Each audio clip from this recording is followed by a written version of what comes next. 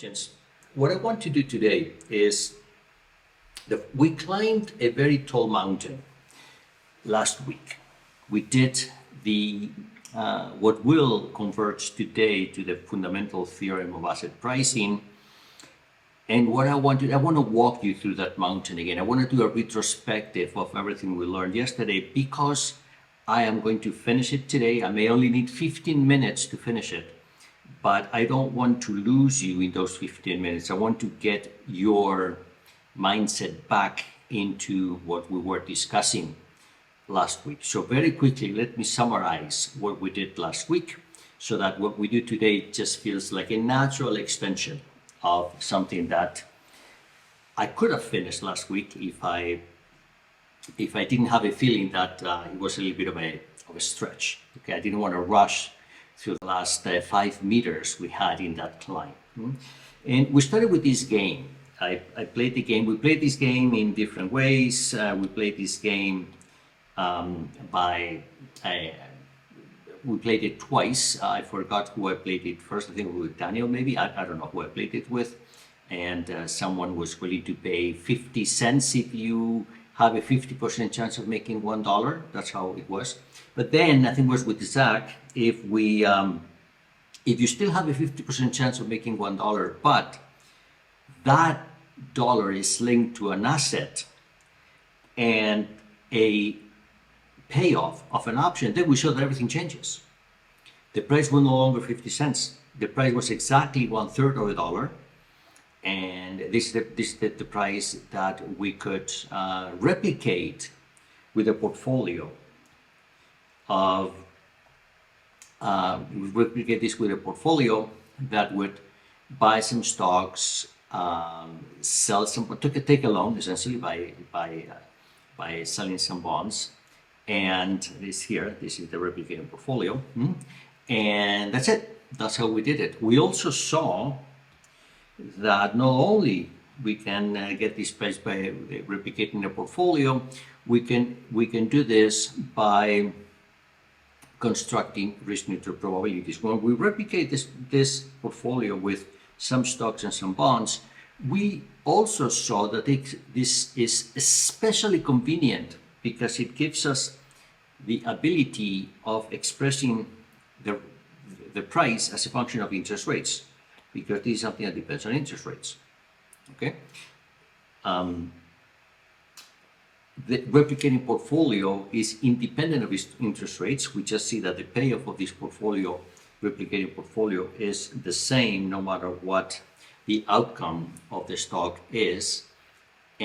But the price will depend on the price of the bond today. The price today will depend on the price of the bond today. And that's how we naturally bring interest rates into the pricing mechanism that we developed. Okay, so all of this we did last week. And here is the explicit dependence of the option price on interest rates. And it's done as a result of our replicating portfolio setting.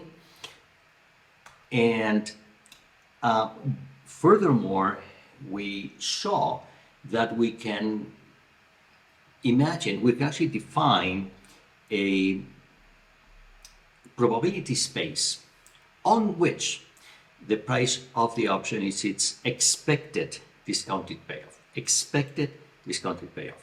Okay? And we saw that the probability was 1/3 that the stock goes up and 2/3 that the stock goes down.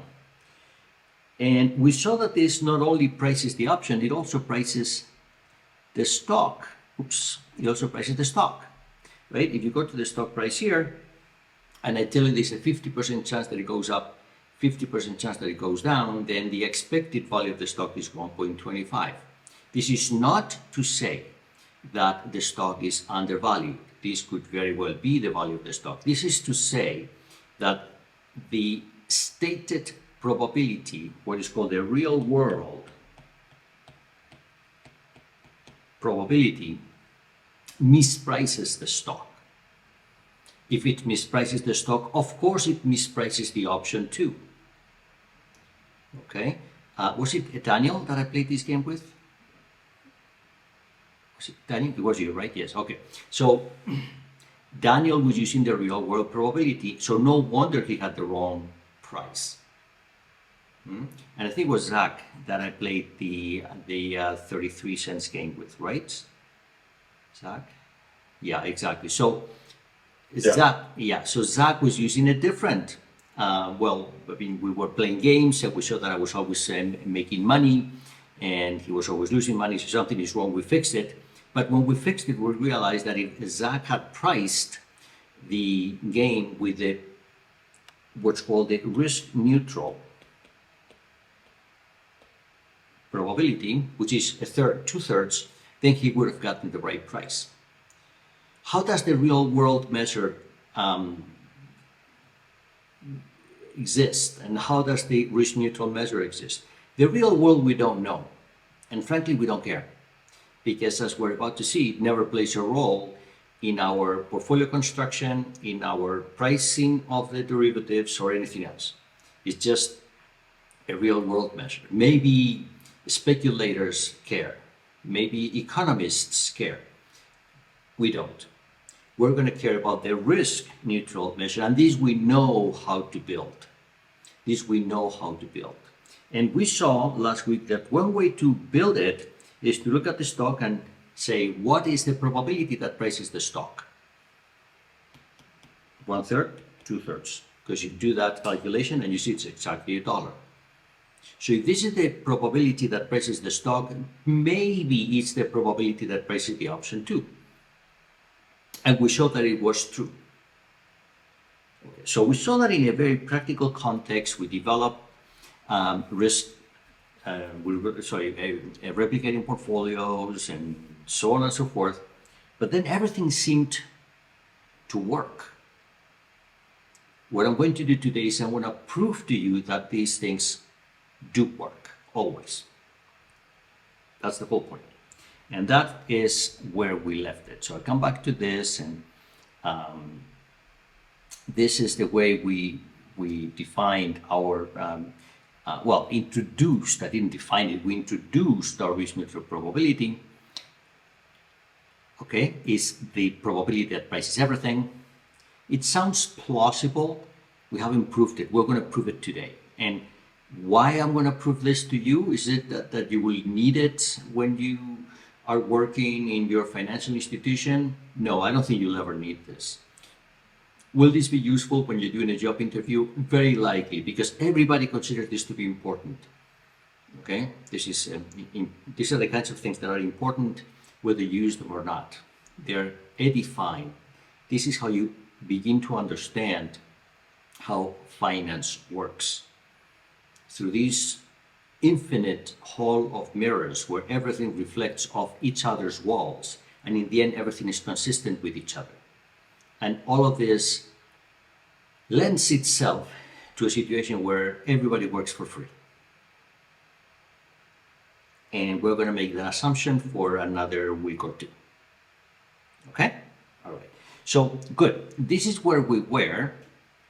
We saw some other paintbrushes in, for example, this. What happens if I have a stock that has more than two values? Then we saw this is an incomplete market. We didn't resolve it. I wasn't particularly interested in resolving that. I just wanted to introduce the concept that sometimes you can't price everything uniquely. We also discussed that if I give you an option with a price, then suddenly my market is complete and everything is good. We saw that there too, okay? But then we started all over again, okay? We started all over. It's as if we climbed the same mountain from a different side. It was a steep mountain, okay? And then we said we can put all of this in the context where we have securities, 1, 2, and scenarios, 1, 2. And then every possible future value is put into a payoff matrix that tells us the future values of our securities should different events happen. And then from that perspective, a replicating portfolio was a vector, and we can replicate any payoff by solving this system of equations, which is exactly what we did. It's exactly what we started to imagine or guess as I was playing my game with Zach last week. And now we have here the linear algebra setting for this thing to be exactly as we thought it was. payoffs. And then we introduce the price vector or the cost vector that allows us to price any payoff that we have through a matrix multiplication setting, which once again, it looks like the expected discounted payoff. That's the payoff. That is some sort of a discount factor, and that is the value that price is today. That's the discount. That's the discount effect. All right. So this looks very promising. We show that if we can do this well, we can do multi-period well. Continuous time is different. We'll start that next week. Okay, and so we saw this example here. We saw it in class. We did it explicitly, more or less. I am going to be doing this today again from a different perspective. I'm going to be dealing with something which is a little bit more sophisticated than this. This is very easy. Today I'll introduce the same thinking in a more challenging. I don't want to, stay on the same hill and just walk around it. I want to go to a slightly bigger hill today, which is the same as this, but with a twist. You will see, and I mentioned already the Air Canada flight passes, which will be the main character in our discussion today. All right. So this is what we did last week, and then I started to develop the language to tell you why everything that we have done here will be expressed with a theorem.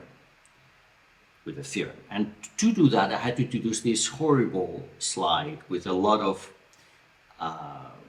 words and symbols and bullet points and this and that. But as horrible as this slide is completely trivial, because the only thing it does is it just expresses in the traditional mathematical fashion everything we had discussed in the first 2 hours of last week's lecture. So we consider number of securities, finite or infinite. It wouldn't matter too much for us as long as you know what a Hilbert space is. We have random variables that express the columns in our matrix, which are the payoffs. We have an expectation with a real world measure, with a wrong measure, if you will. We'll fix it, no problem. We define a portfolio as a vector with a payoff, which is the dot product between the portfolio and the matrix. We define the span of all the payoffs and wonder that if all of the vectors are all of the payoffs are in my span, then the market will be complete, and I can solve that system of equations that could be finite or infinite. We went through that last week. This is the formalism we introduced. This is the formalism that just mimics what we did in the first 2 hours of class last week. We introduced the concept of return as the division of something random by something deterministic, the expected payoff by the known cost today. We did that too. We studied the efficient market hypothesis. That's it, that there's no arbitrage and there are no transaction costs. And I probably told you, and I want to highlight this today. It's just a highlight, just a footnote. It's not part of my narrative today, it's a footnote. The footnote is that many people out there in the world of finance, in markets, if you tell them that you believe in the market, in the efficient market hypothesis, they may make fun of you. They may laugh at you. So this is not about believing in the efficient market hypothesis. It's just a convenient assumption. We're going to have this assumption until we stop assuming that everybody works for free. And the reason they will make fun of you is because a lot of the work of almost everybody in finance is to take advantage of inefficiencies. So of course, if you tell them that their jobs doesn't exist, then they will laugh at you, they won't believe you. But the perspective we can adopt to make it consistent with their views is that after their job is done, the efficient market hypothesis actually holds. They remove arbitrage from the market. Therefore, when we come to study the market with our mathematical toolkit, it is two arbitrage opportunities have been removed. The transaction cost is just something which is convenient for our theory to hold, but again, we will remove that as soon as we understand how to price things from this very idealistic perspective. I hope this is clear, okay? This is the typical assumption that mathematicians make when you want to understand something, and once it's understood, then you can make it more real. And this was the theorem. I wrote the theorem perhaps in an unnecessarily complicated fashion. Instead of price, I talk about a linear function of the payoff. I really mean the price. Okay, so if you want, you can delete all of this and then just say price. But I want to underline the fact that this doesn't have to be the price, it could be something else. Linear. The price squared will not work. Okay? Anything which is a function of a linear function of the payoff will work. And then what this says is that there exists a random variable that prices everything by taking expectations of the wrong measure. I remind you, this is the wrong measure, or the real world measure, if you want. It's wrong, but the price is right. Why? Because the role of my random variable here is to make it right. And I gave you, we actually calculated what this would be in the case of our 33-cent gain.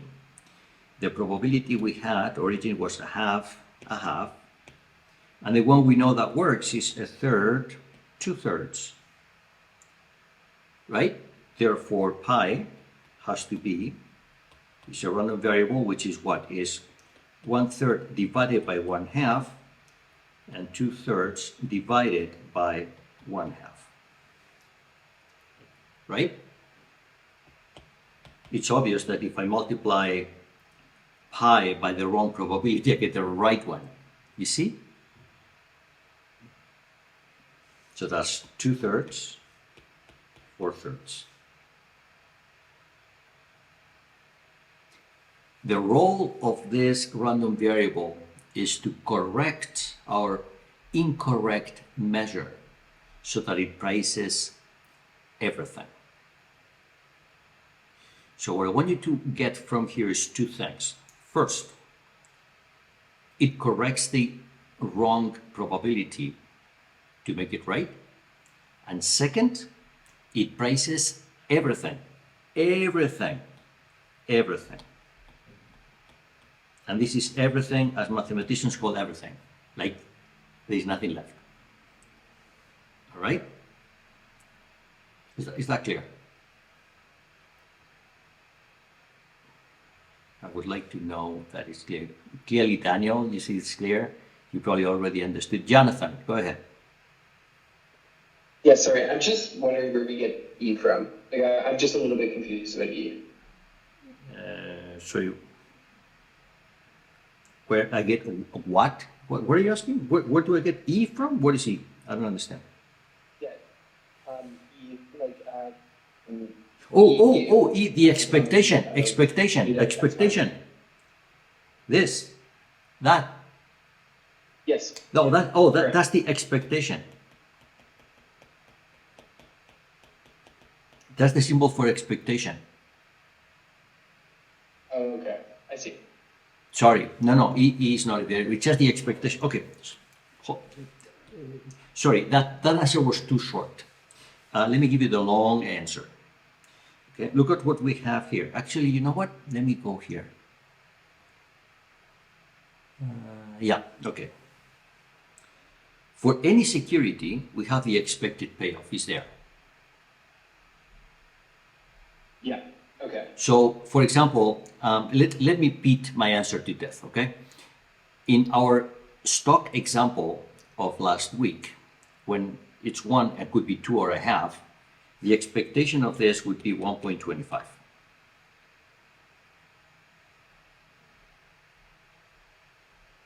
Okay. You see? You see what? No, you don't see why. I can see, think so. even through Zoom, I can see that you don't see why. That's my stock. 50-50. What's the expected payoff?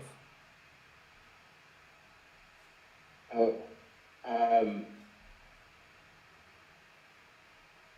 so I was just thinking, do you do the same thing where you divide 2 by 1/2 and 0.5 by 1/2? Is that what we're doing? Okay, so right now, that is not what I'm doing is I'm just calculating the expected payoff of my stock. So my stock can be 2.5, 50% probability each. So my value of the stock is 125. Daniel said something here. Okay, I have to think about this a little bit more. But thank you. I understand where it comes from now. No, this is very easy. I don't want to lose you now. This is too easy, okay? Don't say I'll catch up with you later. No, don't say that. You're not allowed. I have to make sure it is very easy. Okay. Okay, so then my question would just be, what is the calculation for 1.25? The calculation of the 1.25 is the expected value of my stock. So if I say that my stock has a 50% chance of going to $2 and a 50% chance of going to 50 cents, what's the expectation of, what's the expected payoff? What's the expectation of the value of that stock? Okay, so the stock is currently at $1. No, forget. No, wait. I don't care what the cost of this stock is. You see, the cost is not here. Look here. The cost is not there, right? Yeah. The cost is not there. The cost is somewhere else. I don't know. This thing that I'm doing, that I'm many times, I'm writing over many times, that is the future payoff. Expectation value today. So the future payoff of my stock is 2.5. 2.5. 50% each. That's the real world probability given to me. So the thing I'm just not understanding is how you get 1.25 from those two different outcomes, right? Like, what is the arithmetic behind that, I guess? 2 times 1/2 plus 50 cents times 1/2. Okay, that makes complete sense now. Yeah. I understand now. Right? This is the expected payoff.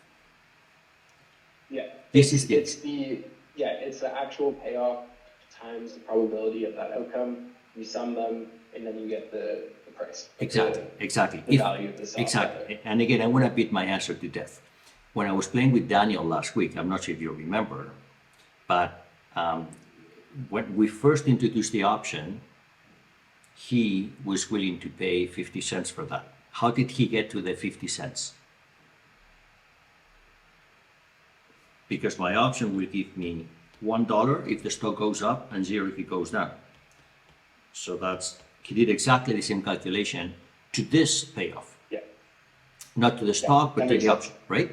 So the calculation we did yesterday, before I started to play with Zach, the calculation we did yesterday led us to price the option at 50 cents. I'm not saying it's right or wrong. I'm just saying that will give us an expected payoff of 50 cents. So for the option, this thing is 50 cents. For the stock is $1.25. We know that the stock is not $1.25, so very likely the price of the option will also not be 50 cents. Now what we're doing is we're not disregarding that answer. That expected payoff, we don't throw it into the garbage like we did last week. We don't throw it into the garbage. We're going to say this is wrong. We're going to fix it. That's what we're going to do. Okay, and are we fixing it by saying that the efficient market hypothesis isn't true? No. Like, are we saying there are inefficiencies? Okay. No. We're going to fix it by saying this is the brilliance of this theory, and that's why we teach it even though no one uses it anymore, okay? Because it's always there. We're going to fix it by saying this expectation does not price the market. I don't know where it came from. I don't care where it came from. We're gonna fix it. How we're gonna fix it? We're gonna fix it like this. See, I hope I don't lose you here, okay? What is that? This is a random variable. What is a random variable? A random variable gives you a value under each of the outcomes that could happen, right? So, for example, the stock goes up, the outcome will be 2/3. The stock goes down, the outcome will be 4/3. Believe me, okay? No, it's not. Don't believe me. I just define pi to be this way. Pi has the characteristic. This pi that I have here, this random variable has the characteristic that if I multiply the payoff of anything by this,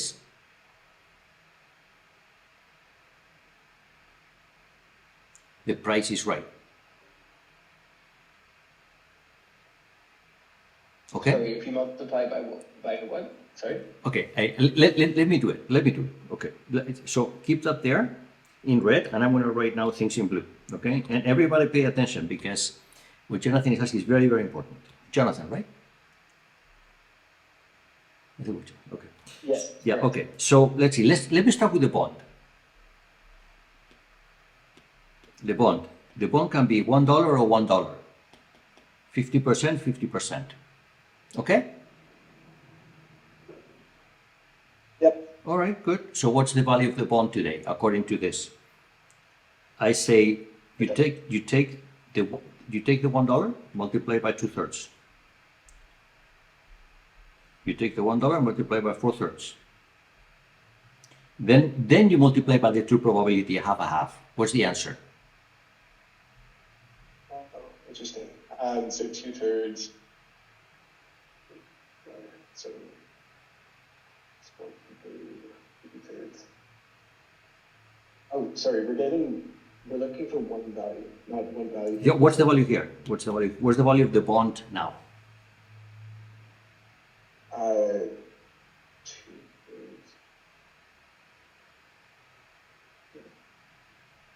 So 2/3 plus 4/3. $2. Wait. You forgot the 1/2 and the 1/2. Oh.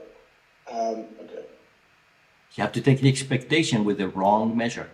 You didn't take the expectation. You just, right? So 2/3 times a half plus 4/3 times a half.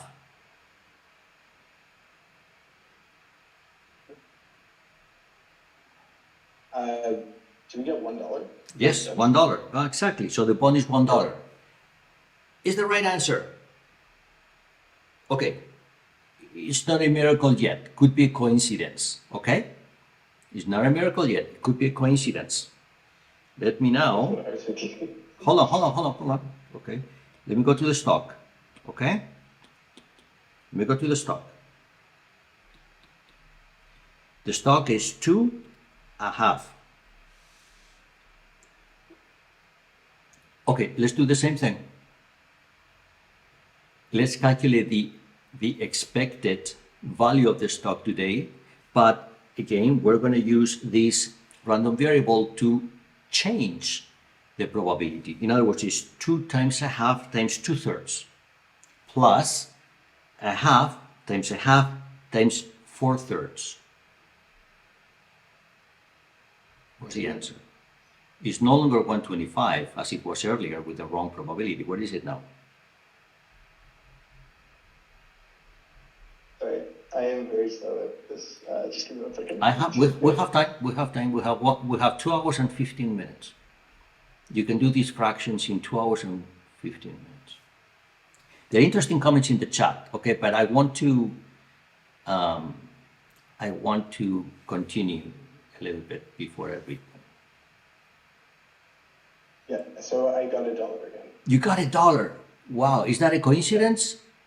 Don't you think this is too much of a coincidence? We're pricing the bond and the stock correctly now? It's starting to make sense now. Oh, it's starting to make, that's good news, but it has to make perfect sense, okay? So let me go one step beyond. Let me go one step beyond, okay? Let me now go to the option. The option is 1, 0. Let's do the same thing. What is it?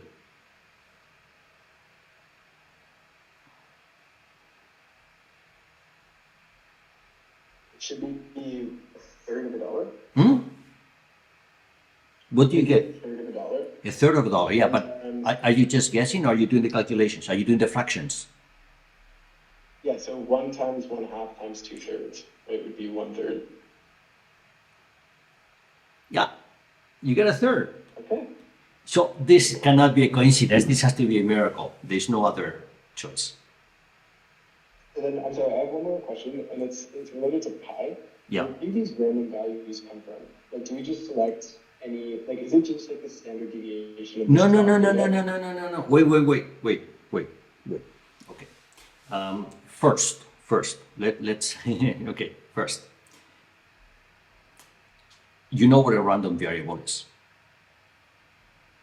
right? Yeah. Okay, so here I have only 2 outcomes. It's as if I'm flipping a coin. I'm not flipping a coin, I'm flipping a stock, if you want. Okay, a stock can go up and a stock can go down. So what is a random variable when my measure space has only 2 events? It's 2 numbers. It's a vector. That's why I have this thing here. Don't be, the fact that I write pi like this could be misleading. It looks like pi is a security that can be worth. No, it's not a security. It's a random variable that can be worth either that or that as a function of what the stock does, right? It's a random variable. It gives me a value if the stock goes up, and it gives me a value if the stock goes down. And by value, I don't mean a dollar value, no. It's a real number value. It's a random variable. It's not a security. A security has dollar values. A random variable has real number values. They don't have units. They don't have the dollar sign in front or the euro sign in front or the yen sign in front. These are not yens. They're not yuans, okay? They're not euros. They're random variables. It's a random number. The stock and the option and the bond, they will be currencies. They will be a yen or a euro or a dollar. Yeah. But pi is not. It's a random. Yes, go ahead. Is it okay to think of pi as like a probability? Does that make sense? Like the values that outputs, I mean. Actually, let me tell you what pi is. It's not exactly a probability. And I hope I don't confuse you with this, okay? I know that this will be good for some people to know. What pi really is a random nicotine derivative of the real world measure with the risk neutralness. It's a derivative of measures, or if you want, a derivative of probabilities. Okay. I'm sorry, I don't know if you know what I'm talking about. So it's not a probability, no. See, it's not a probability because amongst other things, look, it's bigger than 1. Yeah. Cannot be a probability, right? Okay. So, No. That makes sense. Yeah, but if you allow me to say it's an object which is like a probability that doesn't have to add up to 1, will that satisfy you? But if it doesn't have, it's really like if it doesn't, changing probability. well, if it doesn't have to add up to 1, then it's a random variable. Okay. To every event, a random variable is to every event, it gives you a number. The probability is like that too. To every event it gives me a number is the probability that it happens. But then it's subject to constraints, like it has to add up to 1. This has no constraints, so that's why it is not a probability. But for every event has a value. It's not a percentage number, like in the case of a probability. It is not a currency, like in the case of the stock, the bond, or the option. It's a real value. Why? Because it's the ratio between 2 measures, so to speak. Okay, for people who know about the radon nicotine,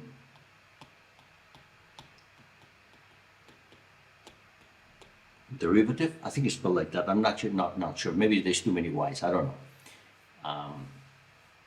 For those of you who are, for example, all graduate students in the math department are required to know this. Okay, random Nicodim derivatives.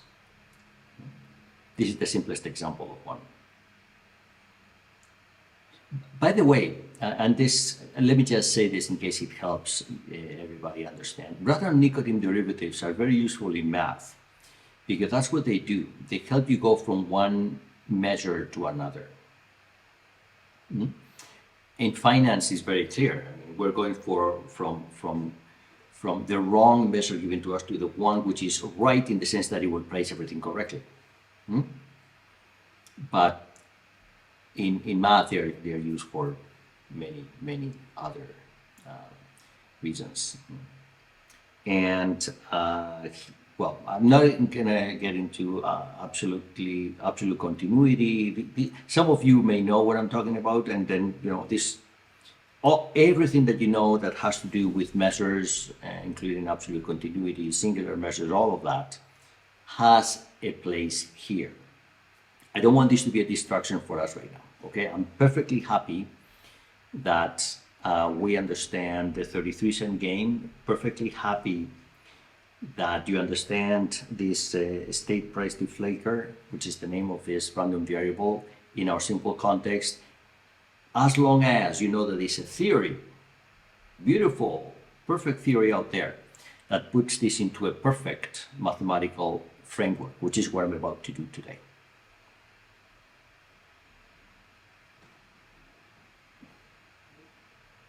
Okay, I know I'm shrinking an entire half-year course into a lecture. I know. I told you, this is what I'm going to be doing throughout this course. It's the only way I can guarantee that you will learn lots of different things from lots of different interesting areas. Okay?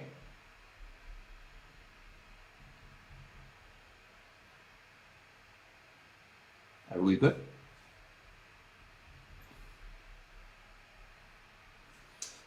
Okay, let me see. There were lots of very good conversations in the chat, so I'm going to, I didn't have a chance to read them because I was talking. Okay, let me read them. See. Okay, let me just see. Ooh. Oh, wow, there's a lot of good stuff here. Okay. So, Reagan, you were asking me about the random variable again. Did you?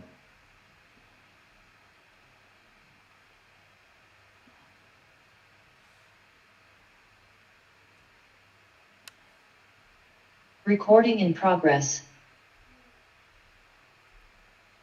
All right, it looks like I got disconnected, maybe?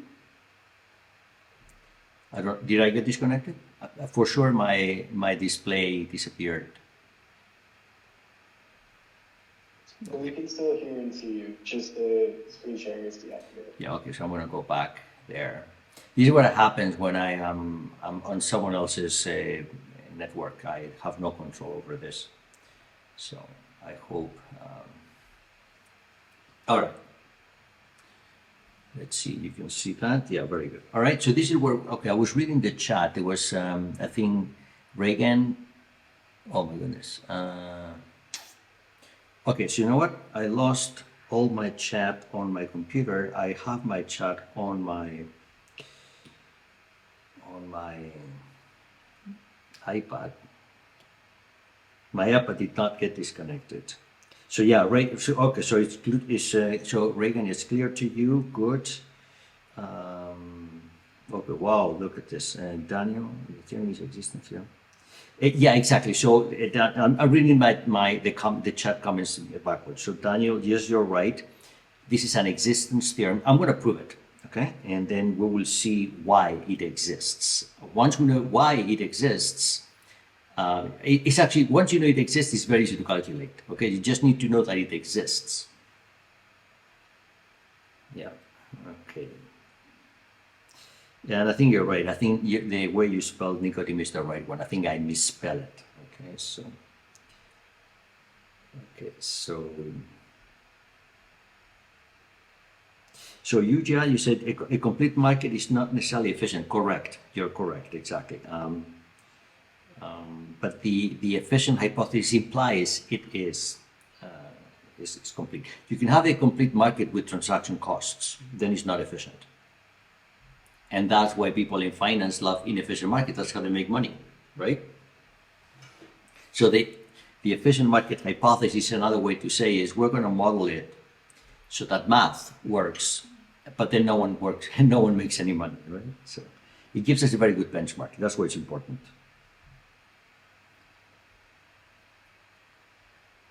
Okay, so you just saying a random variable for me is any omega measurable function. Yes, you're right, but the values are real. They're real valued functions, right? It is omega measurable, but the values are real,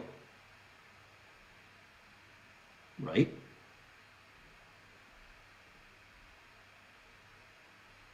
Okay, well, that's okay. I think we're good. I don't know if there's a question I didn't answer, you let me know. Like I told you, it's critical for me that these last 5 meters we have left to walk on this mountain we do together as a group. Okay, not again and again. This is not because this is so important. I want to use it through the rest of the course. No, that's not. No, I'm not going to use this through the rest of the course. But the philosophical perspective we have on this theorem is very important. Very, very important, okay? By the way, I hope you realized, I mentioned this last week, this theorem is the one that, in a certain sense, it also proves that the yield curve you have to search in your assignment number 1 actually exists.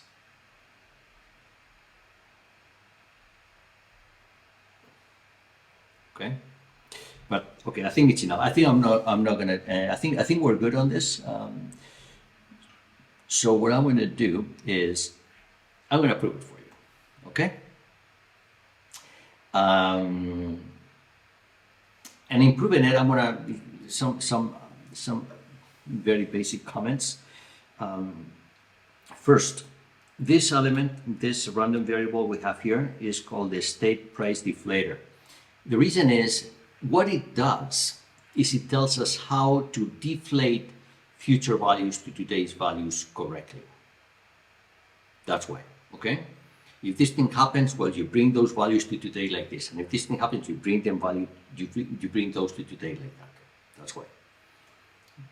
And in other words, the expectation of the return, of its own return, if you think of this now as a portfolio, being a vector, I think of it as a portfolio, the expectation of its return is 1. In other words, it discounts values from tomorrow into today.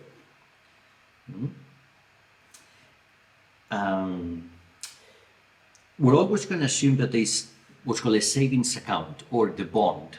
The bond and the savings account are the same terms here, which is the one that corresponds with a constant payoff. I'm assuming that there's always one security whose payoff is constant. That's the bond or savings account. We'll call it the savings account because when we go to continuous time finance or even multi-period finance, it's a bond that has a deterministic value at every step of the way. That's where we're going to somehow take the bond and rename it, call it the savings account, so that it gives us values not only at maturity but through the entire trading projections that we do in the future.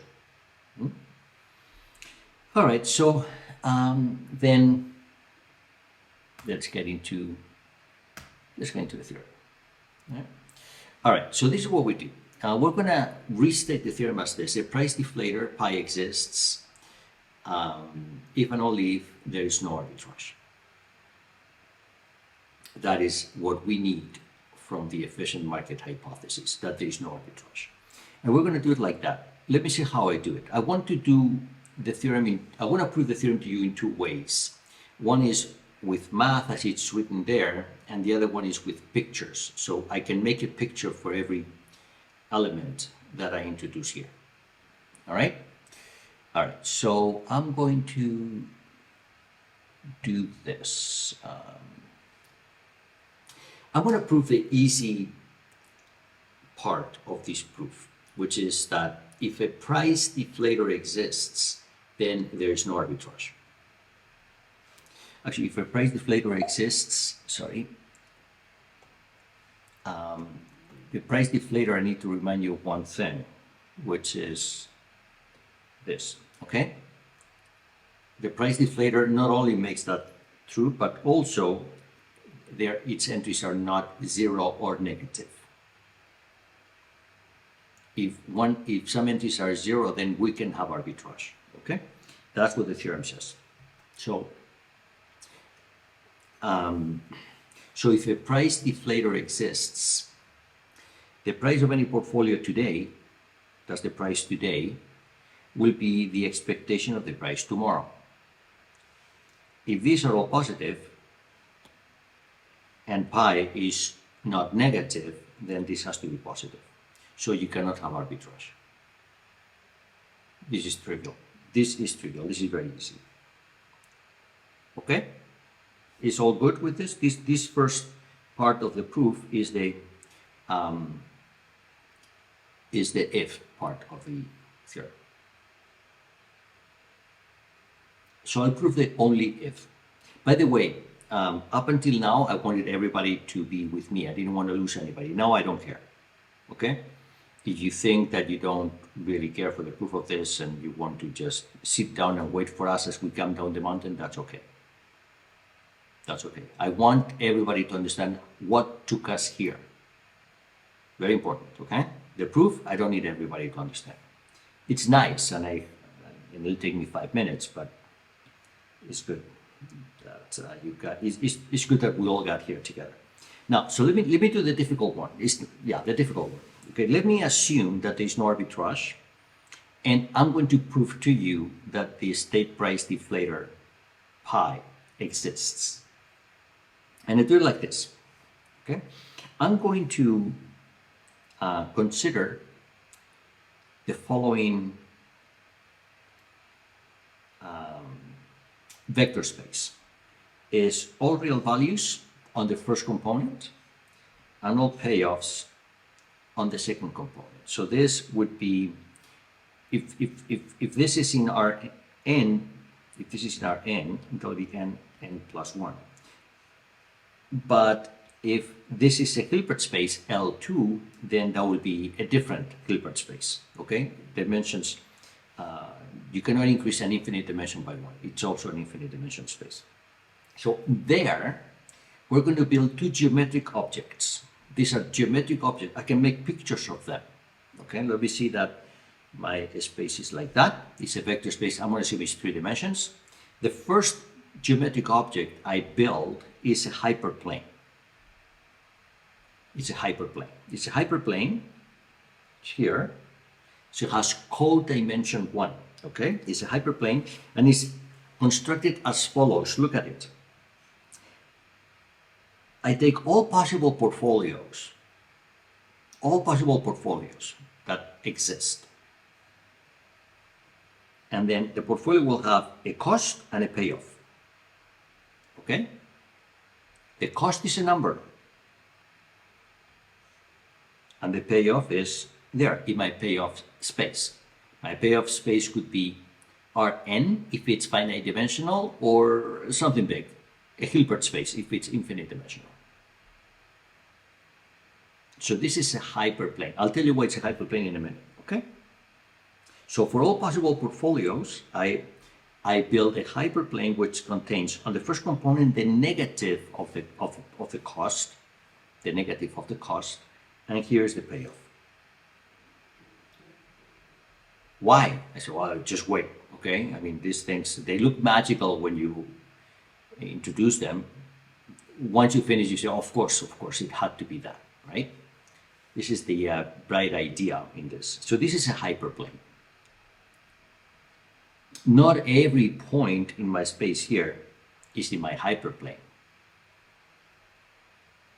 Not everything here is in the hyperplane.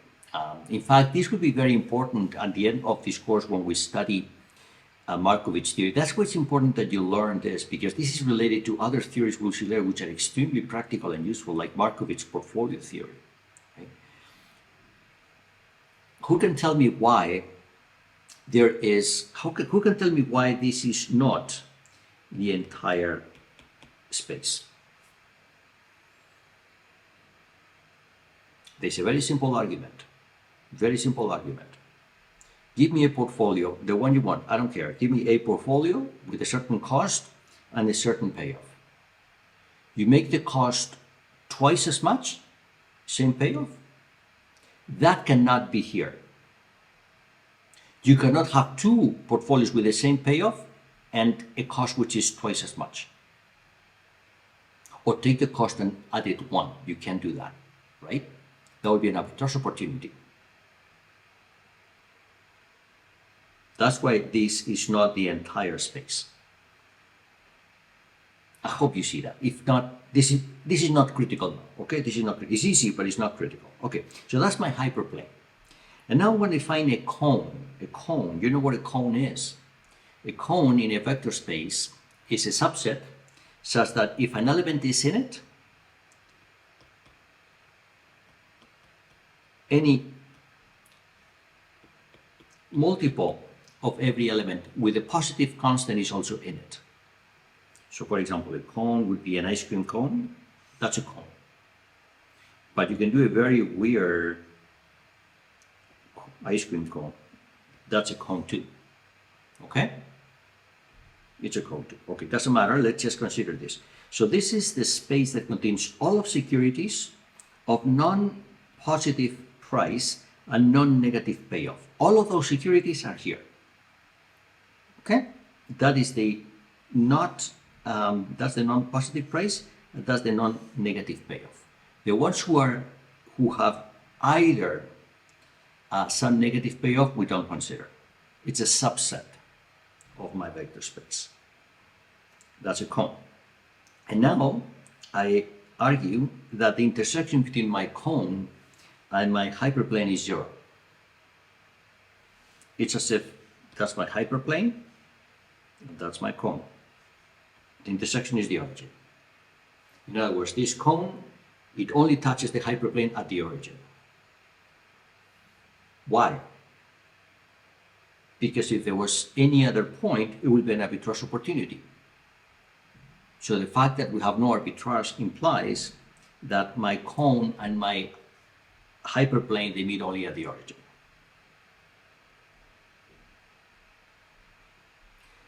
Okay, so this is finance expressed in geometric fashion. Now, I'm going to leave finance altogether. I don't need finance anymore. And I'm going to take this geometry and go to algebra. I started with finance. I rewrote finance in geometric fashion. Now I'm going to go from geometry to algebra. If I have a cone and a hyperplane and they don't meet,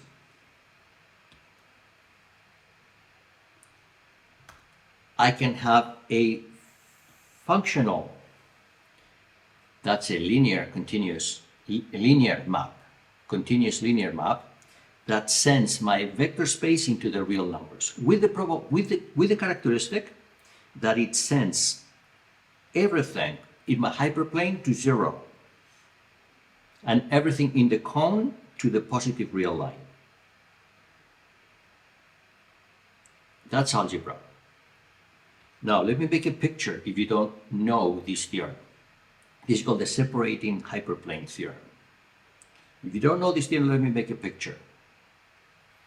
That's my hyperplane. That's my cone. What is the map, the linear map that we have here? It's the projection on the axis. It's the projection on the axis of the cone.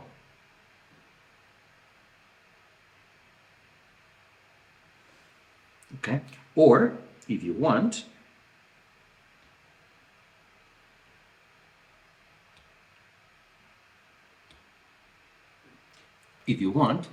take your hyperplane and then imagine that they're not orthogonal. Okay, actually this is a little bit twisted. So what you do is you take, this is the origin, right? What you do is you take the orthogonal to the hyperplane and do the projection on that. When you do the projection on the orthogonal of the hyperplane, that's exactly what happens. The hyperplane, all the points go to 0. Whereas for the cone, all the points go to the positive real line. You see? This is called the separating hyperplane theorem. It's a trivial theorem in finite dimensions. It's very, very simple. In infinite dimensions, this is a very interesting theorem. I wonder if some of you know it. In infinite dimensions, this is the Hahn-Banach theorem of Banach spaces, which happens to be equivalent to the axiom of choice, for those of you who like logic.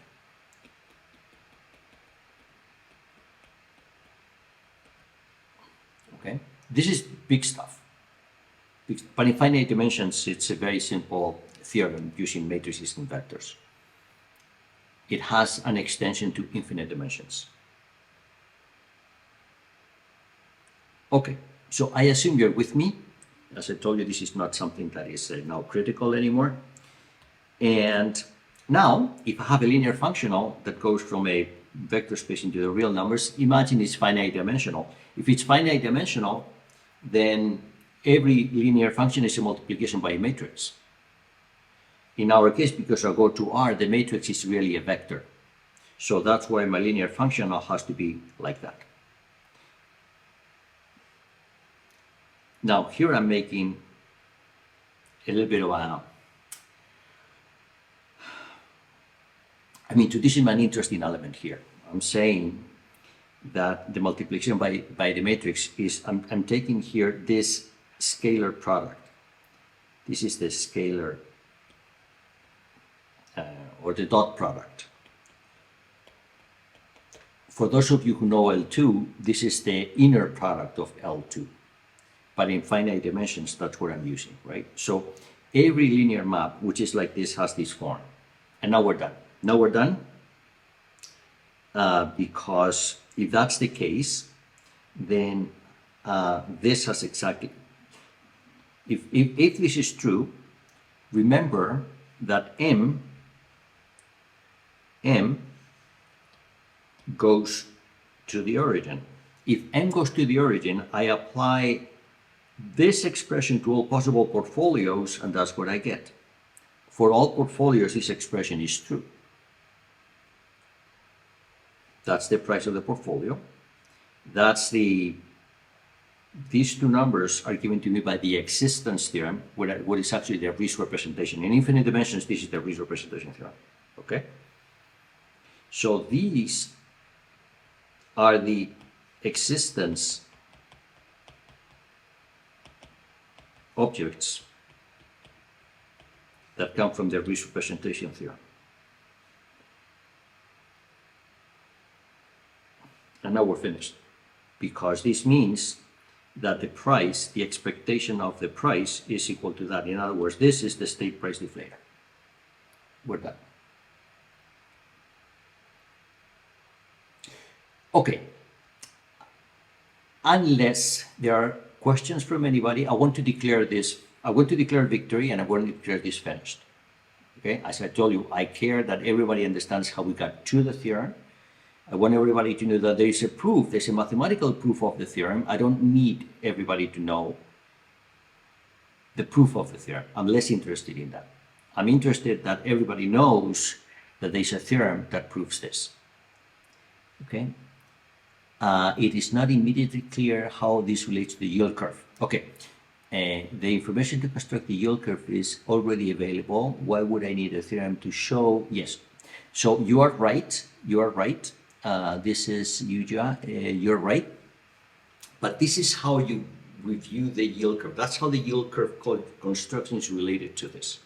It's related to this because what I'm saying is, let's assume I have some securities given to me. The securities are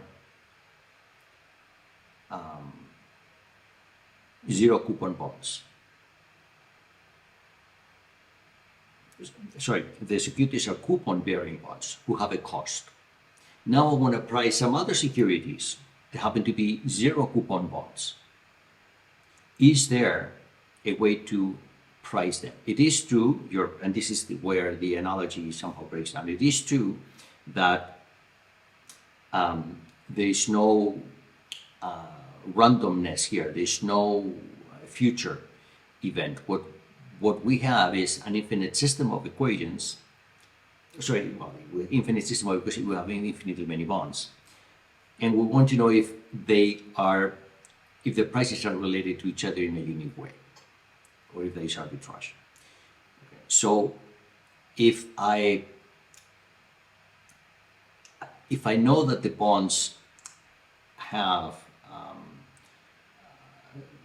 imagine I assume the bonds have random coupons, for example, which is something which is, then I can still have a yield curve, and I will price all of the zero coupon bonds today in a way which is consistent to all of the bonds that we have in the future.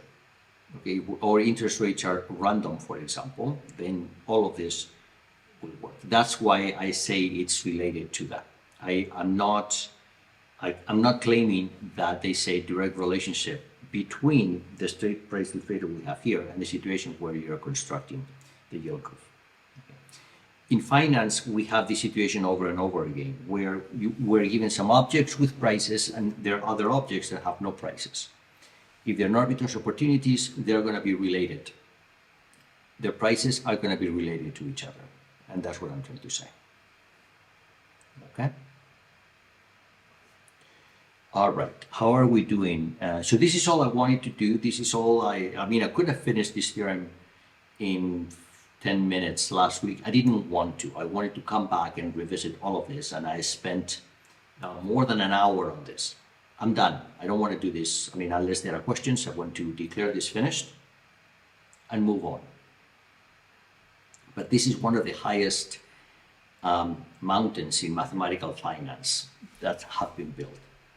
We're going to use this from a philosophical perspective. I'm not going to use this from a formal perspective. Okay? And the fact we're going to use this from a philosophical perspective is that what I'm going to do next is I'm going to feel empowered from a thinking perspective and start to challenge ourselves by getting into other situations where the randomness is increasing. And this is the context in which I want to introduce American options that I already explained. I want to get a little bit deeper into them. And then I also want to explain swing options, which are related to the Air Canada flight passes that I mentioned last week. Okay, so we're going to take a 15-minute break.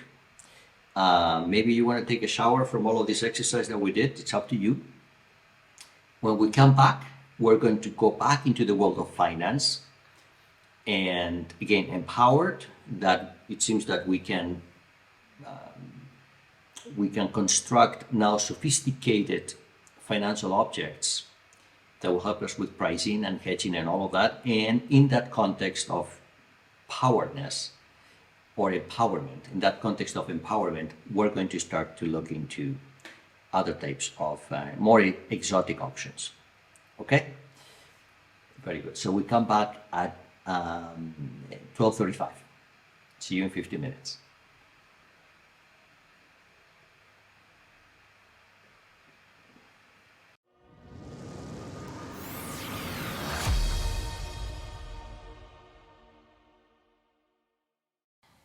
What I'm going to do now is I'm going to not entirely switch topics, but you're going to see the topic is the same, but the flavor is very different. And I have this under the heading of, I call them exotic options. What are exotic options? Exotic options are, we know what options are. We know what options are. And these are options where options with a twist, if you want. The flavor is the same, but as we will see, the construction of the replicating portfolio is not so simple. They have triggers that change value, something happens.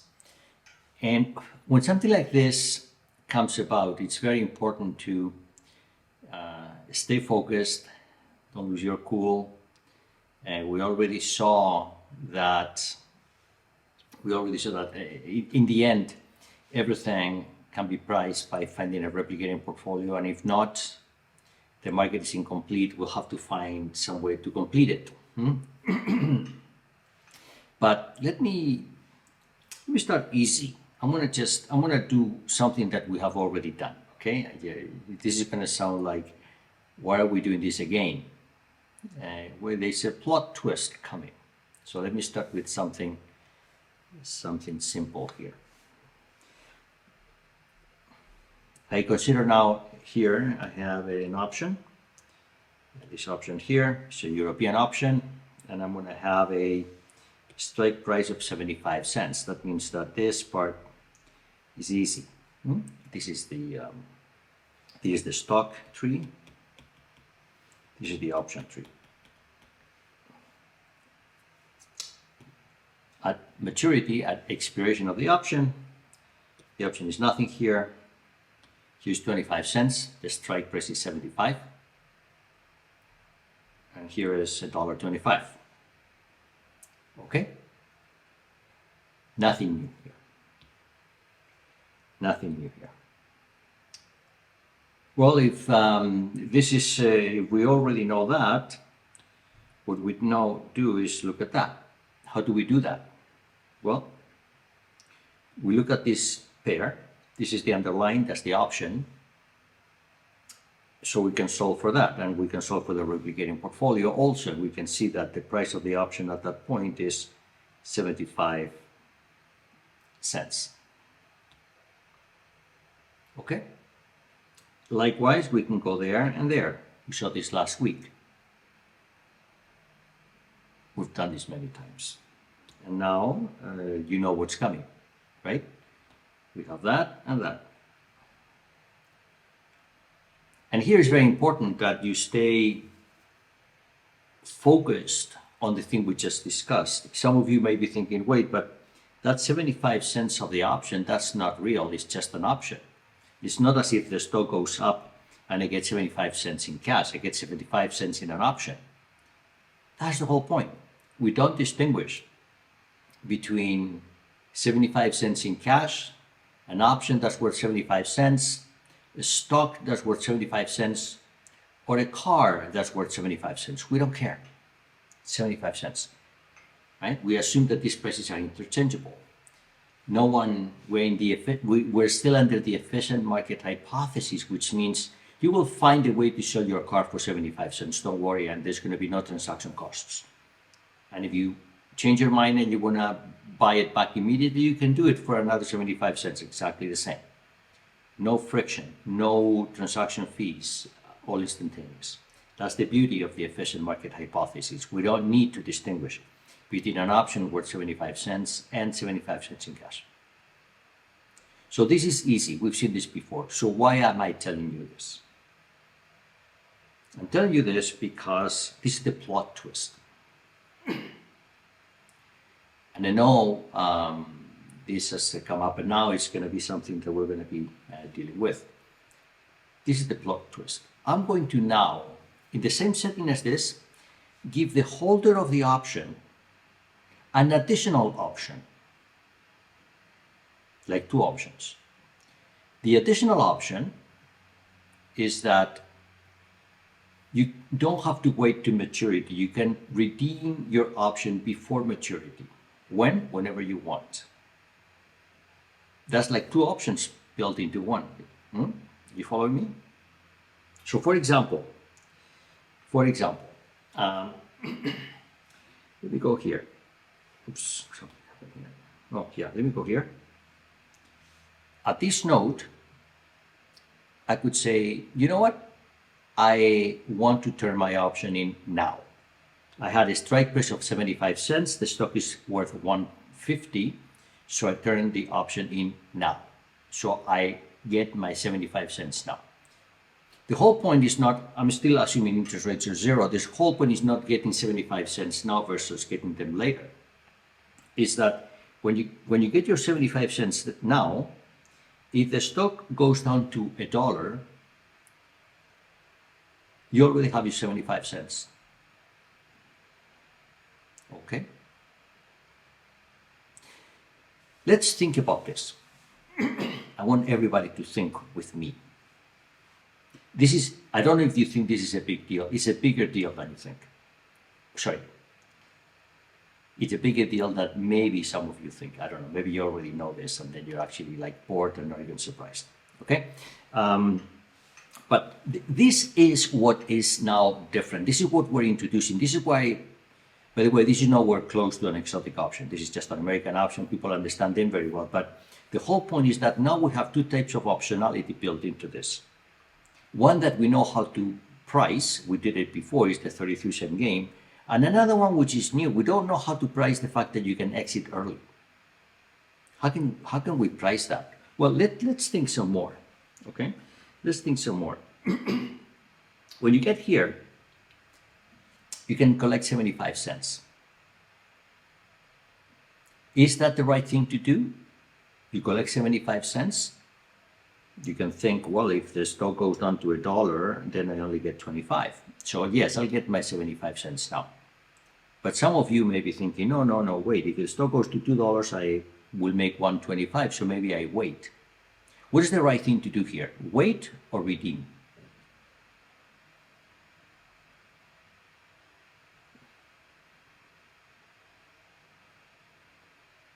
And either way, right? Sorry, Jonathan? Either way, right? To not redeem, but you prefer to wait. Is that what you said? Yes. Yeah. Okay. So Jonathan prefers to wait. Shall I do a poll? No, that's messy. I'm not going to do a poll. Okay. I have to then count hands and. But do you understand what we're dealing with? I want you to understand the dichotomy. You know, this is a. It's going to be a lot of Hamlet today. To be or not to be. To redeem or not to redeem.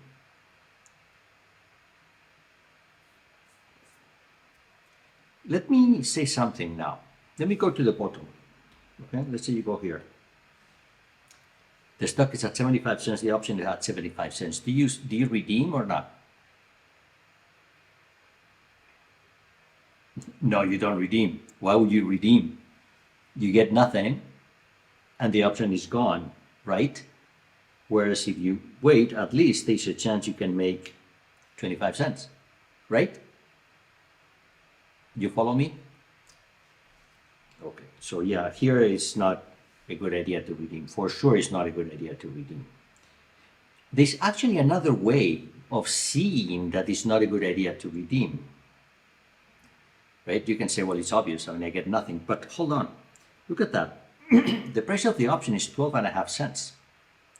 And you say you want to redeem for nothing. We know exactly that if you redeem, you're throwing away 12.5 cents. We know that for sure. Yes? All right. Well, let's carry the same argument here. The stock is at $1.50. And according to this, my option is worth 75 cents. If I redeem, I get 75 cents. If I don't, my option is worth 75 cents. So I get something which is worth 75 cents. True, I can make more or less, but that's not the point. The point is that my option is worth 75 cents. So wouldn't you say that you're indifferent to redeeming or not? I'm indifferent. And this is true. We need to stick to what we learned. What we learned is that, first of all, we're not aiming to make profits. We're in an arbitrage-free situation. So the actual answer is here, you do not redeem. You keep the option. But here, you are indifferent. And if the option was worth 74 cents, then you redeem. Because you get 75 cents, not 74 cents. Right? It so happens that the option is worth 75 cents, the same as my payoff. That's why I'm indifferent. By the way, footnote, this is just a footnote. These points of indifference occur extremely frequently, and they have a reason to be there. There's a mathematical reason. The maximum principle will be responsible for a lot of indifference points being there. It's actually difficult to find a situation where you have no indifference in a call option to redeem. In a put option, yes, but not in a call option. Okay, but it's just a footnote. Let's not worry about that. Okay, so let me continue with our discourse and let me go here.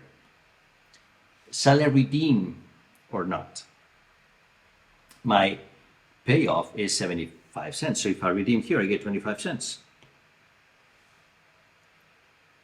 Shall I redeem? I get 25 cents. And there's a chance of making nothing, right? What's the right decision?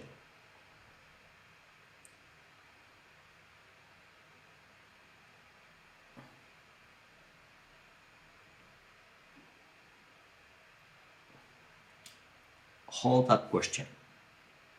Let me ask you a related question. I give you two options. One is European, one is American. Exactly the same underlying, exactly the same strike price. Which one would you pick? I give you two options. One is American, one is European. Exactly the same underlying, the American. American because I have more options. Yes, exactly. American because I have more choices. Exactly. It gives you more choices, so you take that without thinking, right? Did everybody understand this? This is very important, okay? And so in our, with our given assumptions, are they priced the same? No, they're not priced the same. No, they're not priced the same. I'm coming to that, okay? They're not priced the same. At least not necessarily. Not necessarily, okay? Okay. It so happens, this is another footnote related to my previous footnote, it so happens that call options, they actually are priced the same. Put options, no. Okay, put options are strictly more expensive than call, but not calls. There's a reason. It's the maximum principle. We'll talk about that later. Okay, but in principle, you pick the American option. Reagan. Hi, Prof. I wanted to ask something about options because, if we use an American option, we can't exactly use Black-Scholes because Black-Scholes uses options that can only be exercised at maturity, right? And then that's the assumption. And then if we have the option, this option of advertising early, it may be a lot harder to price the option itself. So Okay. I was thinking, why would you choose this instead of the other one? Yeah. Okay. So a very good question, but let me say one thing. Let's not think like that yet. Okay. You mentioned Black-Scholes. I don't want to do Black-Scholes like it's usually done. I don't think if we do it like that, we'll understand it. So allow me to stay much more intuitive, much more focused. We'll go to Black-Scholes when the time is right. The time is not right yet. I want to still, you will see, okay? Black-Scholes is more difficult than it seems. And in a certain sense, the answer is going to be so simple that it looks misleading. Okay, and it's misleadingly simple. No, I prefer to, mess up with you a little bit more before we go to Black-Scholes. You will see. Okay. Right. Thank you. Yeah, and you will understand. I can only apologize that I'm not going to answer your question now but then you see in 2 weeks you will agree with me. Okay, let's stay simple. Black-Scholes is continuous time. Okay, but things are so incredibly nice and simple and beautiful that, no, let me stay dirty for a little bit longer, okay? So is that settled? You always pick the American option to the European. You have more choices. If you have more choices, the value has to be higher, right? Maybe not. Maybe it cannot be cheaper. That's for sure. It cannot be cheaper. That would be arbitrage, right? So if you give it an option, put, call, Bermuda, and whatever, and you have a choice between, forget Bermuda, but you have a choice between American and European, take American. So in this case, that's clear, right? So in this case, would you redeem at this point? Will you collect your 25 cents? The answer is no, for sure not. Because the European option is worth 33 cents. That means that the American is worth at least 33 cents. You're throwing money away. How much, we don't know. But you're throwing money away if you redeem now. Everybody sees that, right? Yeah. Well, some people see that. Good. So this is how we're going to be approaching this. And I'm going to approach this from a very,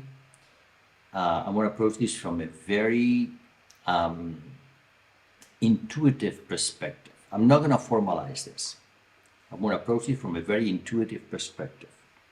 And this is what's here.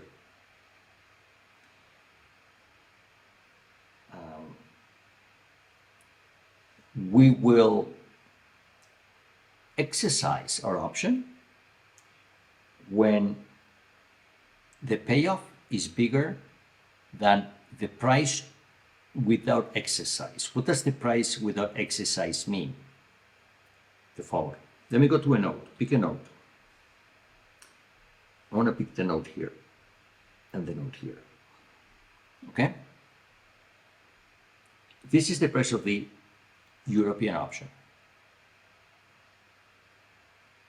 This is the price of the European option. And I need to decide if I'm going to exercise there. How do I do it? As follows. First, as usual, I start at the end and I go back. Okay, we're going to do backfilling as usual. We always do that. So now we're going to think, we're thinking American options, right? The American option at maturity gives us exactly this. At maturity, there's no question. You're going to exercise even if you get nothing, because that's it. So the payoff is the same for the American option and for the European option, therefore the price is the same. So that's settled. Let me go a step back. Let me go one period back. What is the price? This is the price of my European option. What's the price of my American option there? How do we think about this? Well, we can do two things. We can exercise or not exercise. If we exercise, I collect 75 cents. If I don't exercise, I have a European option, which is worth 75 cents. Okay, so the price is 75 cents and the payoff is 75 cents. The same. So this is what I call a point of indifference, as we discussed earlier. I can exercise yes or no, it doesn't matter. But the price will be 75 cents. So the price of the American option is the same as the price of the European option at that note.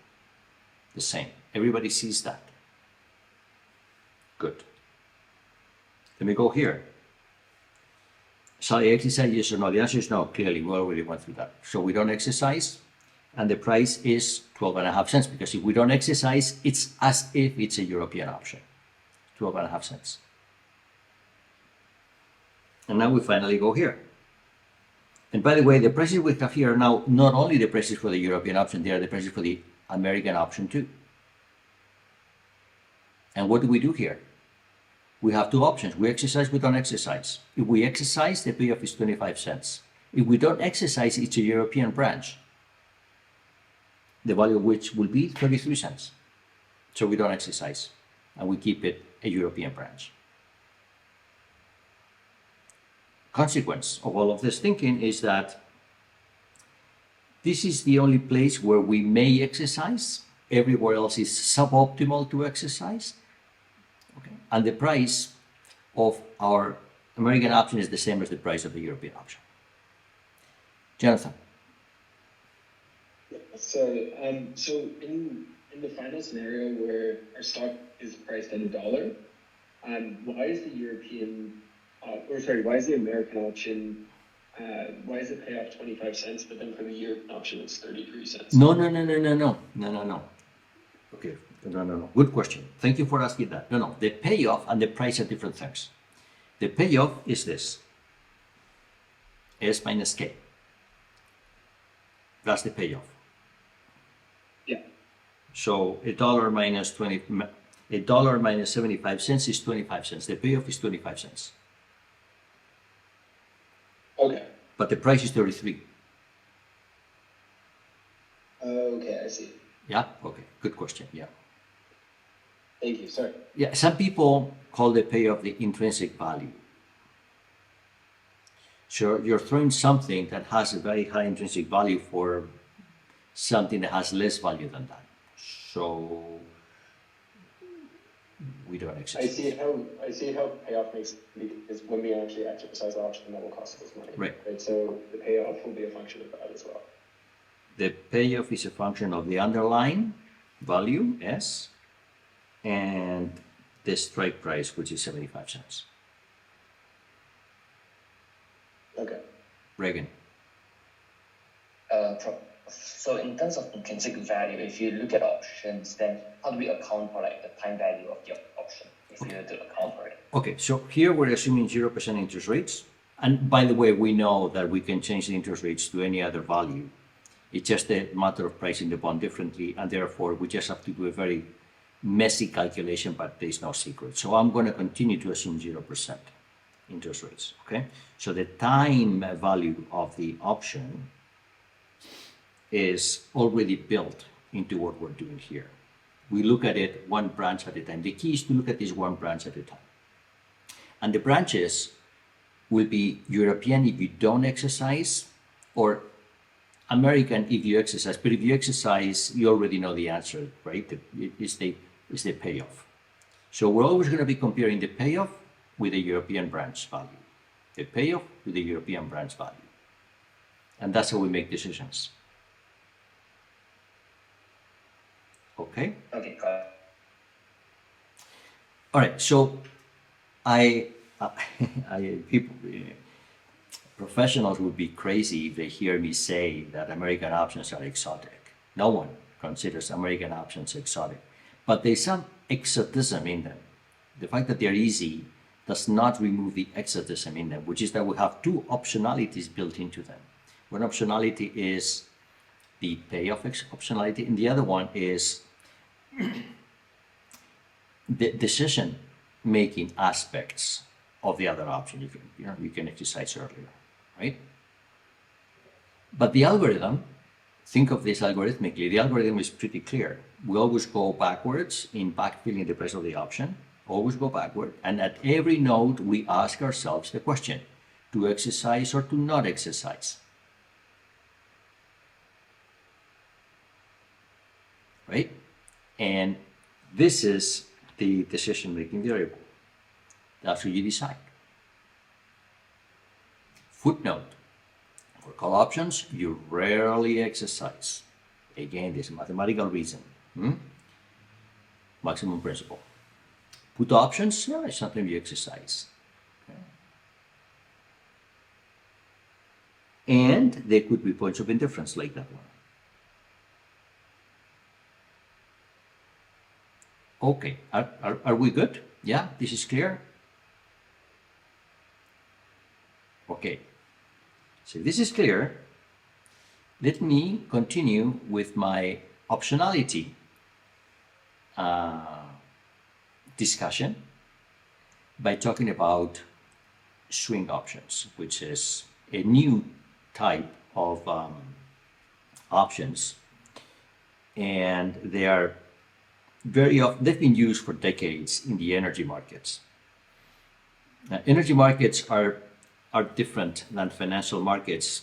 The main reason being that you can accumulate dollars without a cost, but you cannot accumulate oil or megawatt hours without a cost.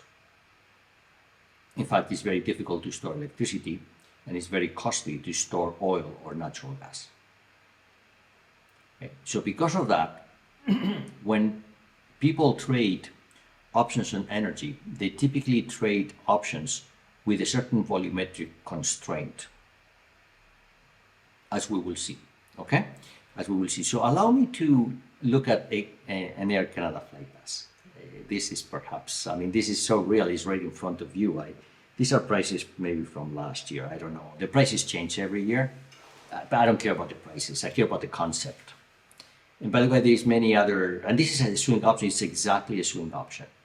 Perhaps easier to understand. Once we understand it, I want to now talk about finance. I want to leave the math aside for now. I want to talk about finance.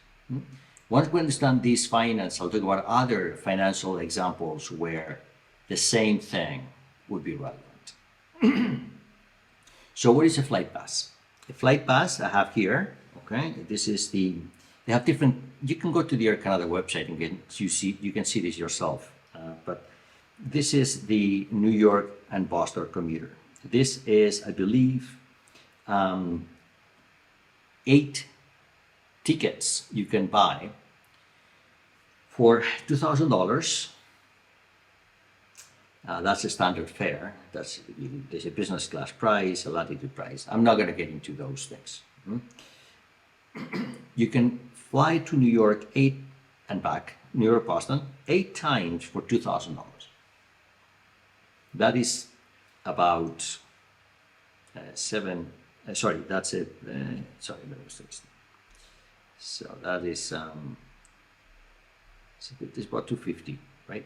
It's about 250 per trip. It's about 250 per trip.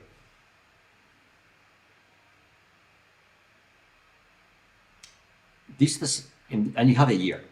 You have a year to, after a year they expire. By the way, if any one of you is thinking of buying these, be very careful with the fare restrictions, okay? They're killer. They're absolute killer. I bought these 2 years in a row. The first year was great, but then the second year, the fare was a killer. I'll give you more information if you want.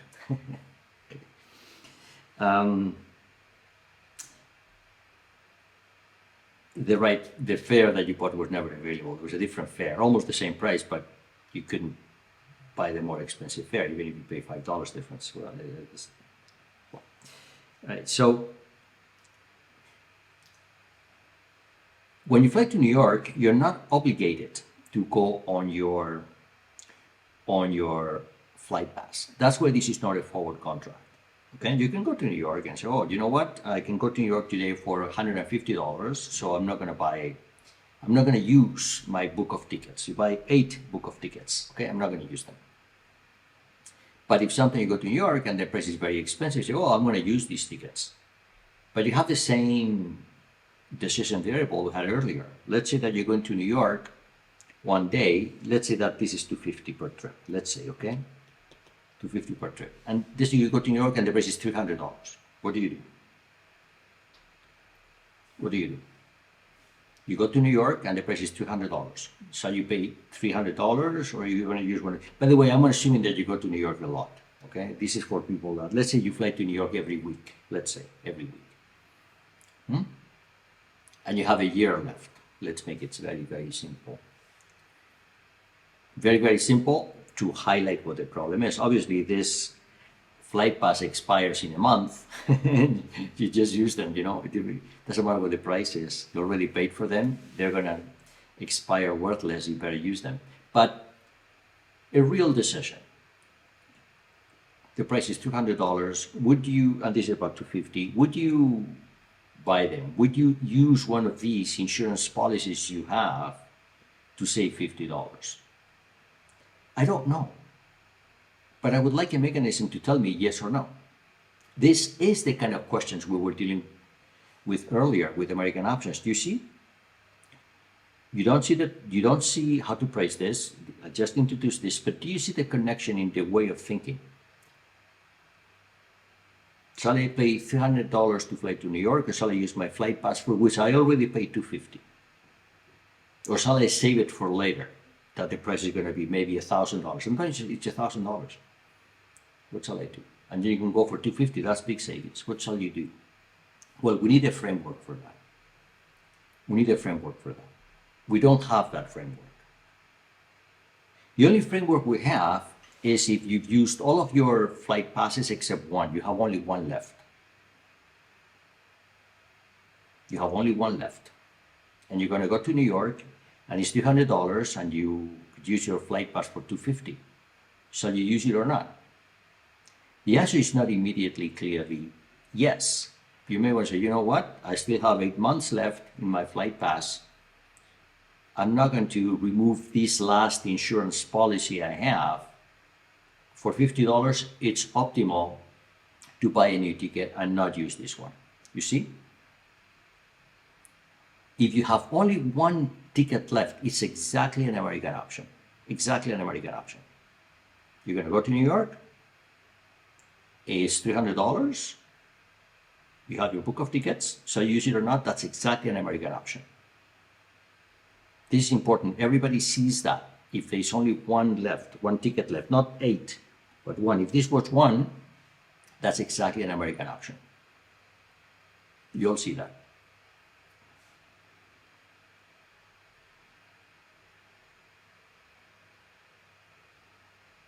I guess so. No one is saying, oh, sorry, something in the chat, I don't know. Okay. Okay, here we go. All right, there is some comments here. So, Daniel, you probably want to know the average price to fly to New York. If normally it's $400, you may want to save them. Okay, so thank you for that thought, Daniel. It is good. I'm not going to say yes or no. I will develop the framework, by the way. We're going to know all of this. But I'm more interested that everybody understands what I'm talking about than the actual answer. What if you know how many flights you will take? Or what if you don't know?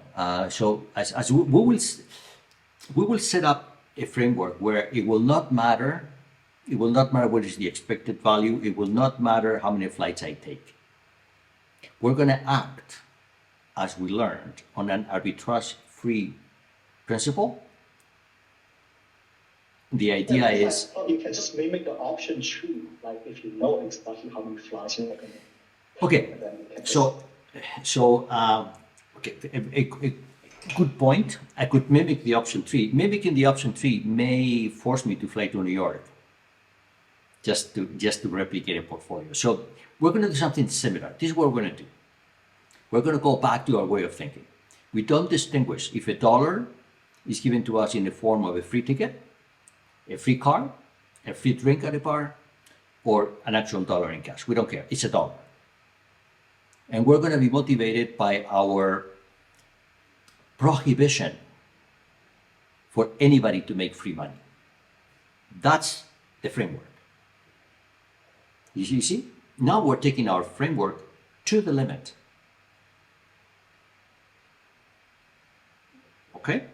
You haven't seen what I'm going to do yet, but that's what we're doing. $1 is $1. Whether it's a fraction of a ticket to New York or a free drink at a bar, it's $1. We don't care. Even if you don't drink, you will take $1 in the form of a free drink at a bar, even if you don't drink, because that is what arbitrage-free pricing tells you to do. Okay? There are no transaction costs and it's an efficient market. That means that $1 to the bar, even if you don't drink, don't worry, I'll buy it from you. That's why. That's what arbitrage, that's what the efficient market hypothesis does for us. It simplifies everything. Professor, I have one question about yes. This flight pass like analogy. So if we buy a flight pass and let's say it's 1 flight credit, are we able to sell this flight credit similar to the way that we can sell our call option after purchasing it? Yes. Yes. Okay. But and this, wait. Let me say yes. Okay. Of course, Air Canada, would not allow you to do that. But yes, you can sell it. Yeah. But this is the interesting part. Okay. When I have 8, so the answer is yes with a footnote. Okay. When Air Canada gives you 8 flight credits, let's say that you can sell it, you can give it to anybody, you can transfer. What you cannot do is have 8 people on the same plane on your 8 passes. That you cannot do. That's why Air Canada gives these things to you, right? You're restricted. You cannot. These are personal. The fact that they are personal to us from an arbitrage perspective means the fact that they are personal means that you cannot book that flight more than once. We're going to allow ourselves to book, we're going to allow, from an arbitrage pricing perspective, we're going to allow ourselves to book the next flight maybe, but not that one. In other words, I'm assuming I go to New York back immediately, so I take the next one out and I exercise both. You see what I mean? The one thing we cannot do is we cannot exercise 2 tickets at once. We cannot exercise 2 tickets at once. That's the one restriction. So that makes sense. I'm not clear why we can't, but sorry, you're breaking up or I'm breaking up. One of us is breaking up. I didn't hear your question. It sounded interesting, but I couldn't hear it. Oh, I'm just trying to understand like why we can't sell more than one at once. Like whereas with an option, right? Like you can hold multiple options and exercise multiple ones at once or sell them at once. All right. And, fantastic question. It's a great question. Great question. And the answer is going to take me a few minutes. Okay. no problem. Okay. It's a very good question. In fact, this is why flight passes exist. And by the way, this is why swing options are used in electricity trading. Okay. Let me leave the flight pass aside to answer your question. Let me go to the energy sector. And imagine this.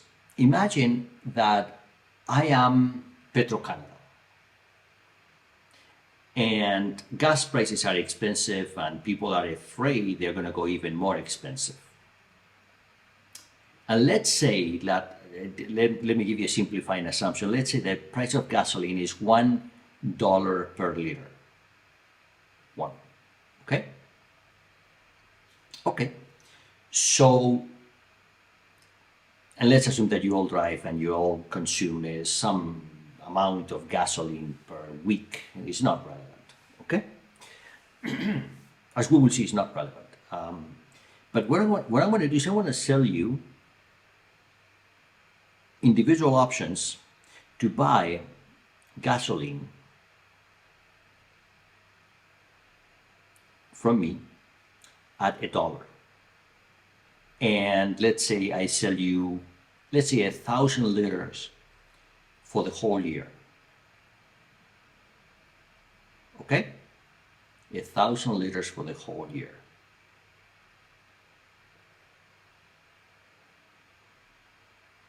Okay. And imagine I allow you to do as much as you want. Okay? One day gasoline is $5 a liter, and then you show this is the day. Okay, I'm going to go and I'm going to redeem all my 1,000 liters today. I have nowhere to put them. My car is not big enough. I'll bring my neighbors, the whole town. Let's say that. Yes? If you do that, and this is why your question is so good. If you do that, that instrument is very easy to price because that will be 1,000 American options for 1 liter of gasoline. And what we do is we do what we did earlier for 1 liter American option times 1,000, and that's it. If you look at the flight pass and you could sell this to your neighbors and then sell, basically use all 8 flight passes so that 8 people fly to New York together in the same plane, that will be very easy to price too, because this is 8 individual American options. Right? And guess what? You exercise all of them at once, at the same time. That's what's optimal. If it's optimal to exercise 1, it's optimal to exercise 8 tickets to New York or 1,000 liters of gasoline. Everybody sees this? If I remove the non-transferability of tickets that Air Canada has, if I remove that, then the arbitrage-free price of an 8 flight pass is 8 times the price of a single American option on a single flight. And when you exercise 1, you exercise all of them. Like you have to sell those to everybody in Toronto and say, everybody going to New York today, I'm selling you this, and everybody will buy this because we're assuming arbitrage-free price. That will not be an interesting problem to discuss. It's too easy. We already discussed it. It's the same thing as an American option. So why is the flight pass an interesting offering? And why, by the way, is it interesting for me to buy 1,000 liters per year option from Petro-Canada as opposed to just that? Footnote, by the way, this thing with Petro-Canada that I told you, there was, when right after Katrina, when oil prices were very, very expensive, this is the Hurricane Katrina, there was a similar option sold by Exxon, not Petro-Canada, but Exxon. It actually existed, okay? These are very popular indeed. So why is that there? Well, it's there because from an arbitrage-free perspective, a swing option is cheaper than the corresponding portfolio of American options. In other words, and again, I'm not talking about Air Canada's business development or marketing or even flight passes, but from our perspective that everything is bought or sold at the right price and there is no free money to be made, from that perspective, a flight credit of 8 credits to go to New York will be 8 times one American option. But if you have these restrictions, they are cheaper. So if you want to really fly to New York and save money, if that's what you bought them for, not to sell them to your neighbor, then you are happy to accept the restriction that you cannot use them twice in the same flight or the same day, because then they are cheaper. In other words, if you remove that restriction, then you're suddenly paying too much. Let me go to the car example. In the car example, if you buy from Petro-Canada, 1,000 liter price protection program without any restriction that you're not going to use more than, say, 50 liters per week, which is what you consume in your car. If you remove that restriction, you're going to pay more. So what you want as a consumer is you want to have as many restrictions as possible so you pay as least as possible for the protection you need. From an arbitrage-free perspective, you could take, let me buy maximum protection because I can always sell it to someone else. That's what arbitrage-free pricing means. But from a commercial perspective, you are going to be interested in the real world now, buying the protection that you need and nothing more. I'll give you another example. Imagine that you have a car and you drive Monday, Tuesday, Wednesday, Thursday, Friday, not Saturday, not Sunday. Then you would like to buy insurance, if the government allowed you, only for the days you drive. And then the days you don't drive, I don't need insurance those days. And then guess what? The price of your insurance will probably be 2 divided by 7% cheaper. Or alternatively, you say, no, during the days I'm only at home studying, but the weekends, oh my God, I go to Algonquin, I this. So I only want insurance for the weekends. If you could do that, then they will be a lot cheaper, right? The idea is to buy the protection you need. If these options are really meant as price protection, and they usually are, then you want to buy the protection you need. That's why these things exist. That's why no one sells flight passes on the internet. I don't know that people do, okay? Although from an arbitrage perspective, that would be what we assume. But then that implication would be weird. In the real world, okay, where people actually make money, and then you wouldn't find that. And if you bought that price protection from Petro-Canada, you would tell Petro-Canada, I want to buy this, but please don't sell me 1,000 times an American option. So sell me something cheaper because I will never exercise more than 50 liters per week. And that will lead to a discount. And you understand why it will lead to a discount, right? Because you eliminate your rights to exercise. And when you eliminate rights to exercise, the price drops. Like we saw earlier, that's why American options are typically not cheaper than European options, because you have more rights. You see what we're doing here? The comparison between European and American suddenly has been unleashed. And we're dealing with situations where my ability to make decisions affects the price. And what I want is I want to have the cheapest possible price by having the most constraining characteristics of the option so it adapts to what I need. Let's say that you want to buy protection for electricity. Same thing. You don't use more than a certain amount of a megawatt hour. Why would you buy protection and be charged as if you have the right of consuming all the energy of a nuclear power plant in a day, which you don't? You'll be paying too much, right? That's why you have these custom designed options, and that's why exotic options exist. This is the point that I wanted to get at. Exotic options exist not because mathematicians love them. Oh, they are so interesting. Oh my God, look at this.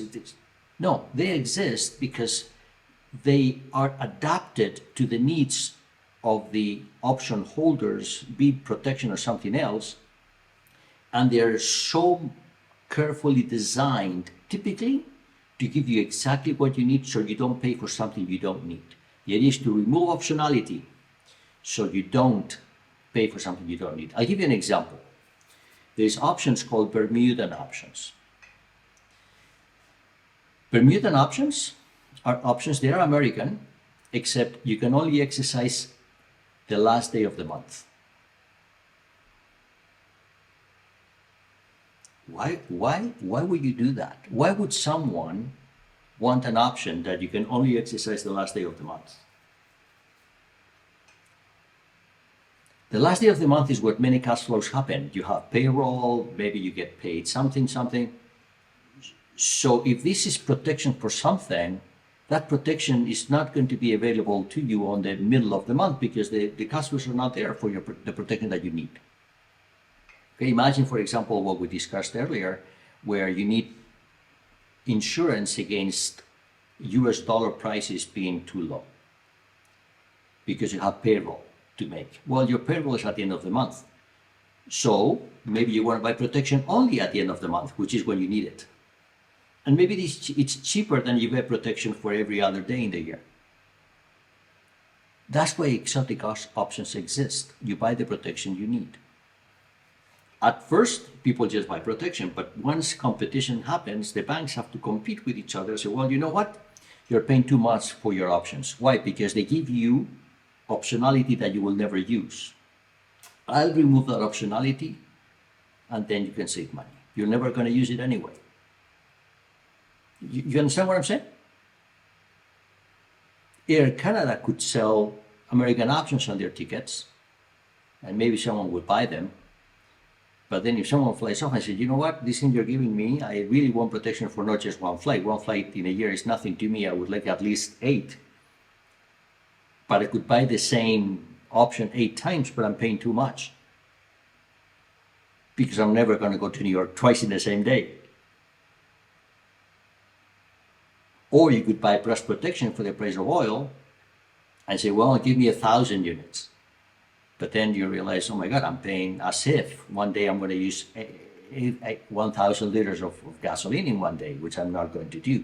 So you say, can you please give me something cheaper so it gets me where I need? And by the way, this is what banks do. Don't think that when you go to a bank, all products that they sell already exist. There are people whose job is to come up with customized products for their customers, so that their customers buy them instead of going to, TD or RBC or whatever else. And some of these transactions are multi-million-dollar transactions. So if you go there and say, you know what, I found a way I can save you 20% on the protection that you get through your options portfolio by doing something exotic. 20% of $1 million is $200,000. It's a lot of money. You see?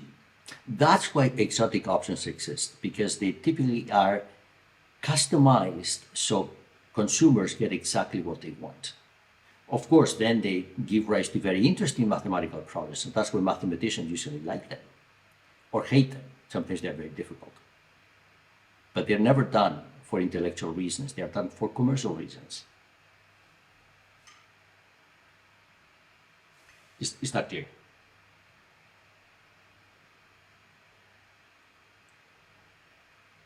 Okay, are we ready to price one exotic option? Are we ready to price a flight pass?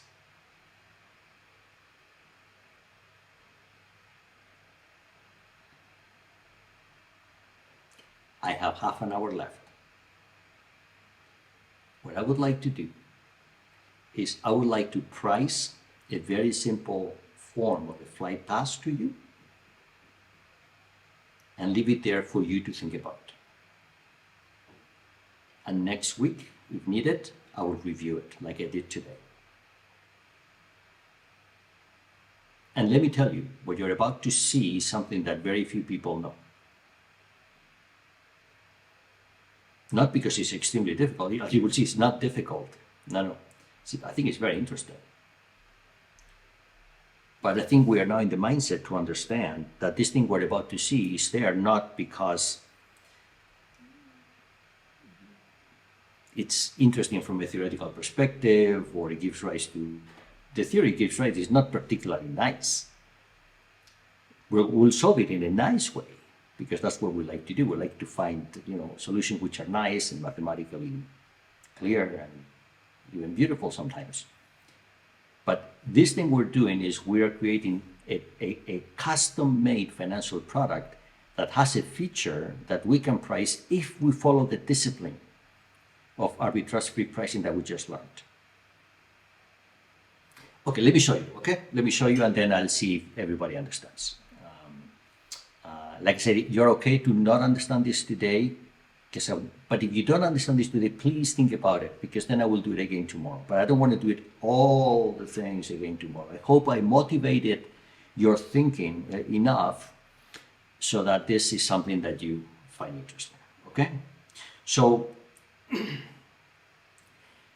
all right. Let me see. So I have here, I'm going to start with the step one. I'm using the language from electricity, the electricity market, which is upswing option. Let's say flight pass. Allow me to use the word flight pass. Okay, an upswing option is like a call option, it's like a flight pass where you pay in advance the right to buy something cheaper.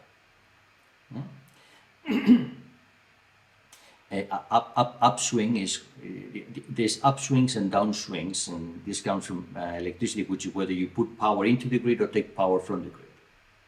If you're a seller or a buyer. Okay, that's why the name comes from. It's very old, it's been around for a long time. So I still use the name from the electricity market, but maybe today I will refer to this very often using the analogy with the flight pass. The analogy with the flight pass is kind of easy. Okay, so the first thing is I'm going to assume that forget how many days there are in the year. I'm going to assume that in my period is only 3 days. Today, tomorrow, and day after. And the flight pass, the option expires day after. You're okay with that mathematical way of thinking, right? Could be weeks, could be months, maybe not 3, maybe 12, maybe 360, it doesn't matter. But I'll pick it like this because it's very easy. And guess what? I'm gonna pick my underlying tree. Guess what? We recognize that tree, right? It's the we've seen earlier today. Let's say these are the price of flights to New York, okay? And let's see, my flight pass gives me the right to go to New York for 75 cents. Sounds familiar, right? 75 cents. So, on the last day, if we are here and we have a flight pass, only one, we're doing only one flight pass, okay? If we have one book of flight passes left, only one book. What is the value? Not the price, what is the value of that flight pass? Well, here is 0 because I can go to New York very cheap So it doesn't matter if I use it or not, right? From an arbitrage-free perspective, of course I'll use it, but it does nothing for me. Here it gives me a value of 25 cents, and here it gives me a value of $1.25. This is the value of the flight pass on the last day. Here, when it gives me a value of 0, I just go for free. Whatever I paid for it, I lost. The premium I paid, which is here, the premium I paid, I lost. This is the value, okay? And in this case, of course, you use the flight pass to go to New York, but it gives you no value. Here it gives you value of 25 cents, is less than what you paid, and here it gives you value of $1.25, which is more than what you paid. We paid 33 cents. This is the same option we priced earlier. We didn't know, but we were buying a flight pass with Air Canada with one ticket. That's what we were doing. With funny prices, right? Professor. Yes. Quick question. Yeah. Are we assuming that the price of a flight to New York can change downward as well? Yes. As we approach. Yes. Okay. No, so we assume that the price to New York between today, tomorrow, and day after is going to be here. Today is $1. Tomorrow, we don't know. Could be $1.50 or 75 cents. I don't know. And the day after, the last day, could be $2, $1, or 50 cents. We don't know. Gotcha. Okay. That's how we're modeling the prices to New York. By the way, Daniel, you asked me earlier about the average price of a ticket to New York. Now you see that that's already embedded into my tree, right? And you have a risk-neutral expected price if you want to. There's also the real price, but the real price, there's also the real expected price, but that we don't care. Right? Yeah, okay. All right. So this is the advantage of the discipline we learned today. We went through that pain and suffering of that theorem with hyperplanes and cones and stuff so that we become almost religious about arbitrage-free pricing. Okay? We leave it again in a couple of weeks. We leave it, okay? But for a couple of weeks, we're gonna be living consistent with our belief that arbitrage-free pricing rules everything. Okay, good. So we know what to do the last day. By the way, this is something we've seen before, so we know everything, right? It's an American option. We've seen this before. We know what to do tomorrow. We know what to do one day before expiration. We know what we will do tomorrow. Okay, we know that tomorrow when we go to the airport, if the price happens to be $1.50, we'll use it thinking that we're indifferent.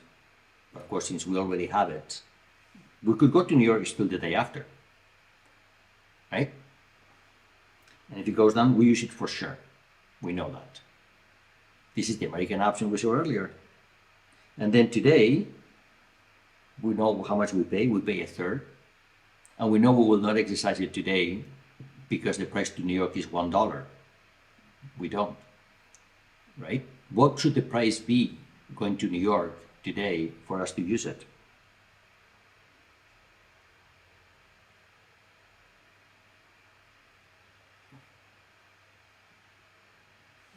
It's 75 cents plus a third.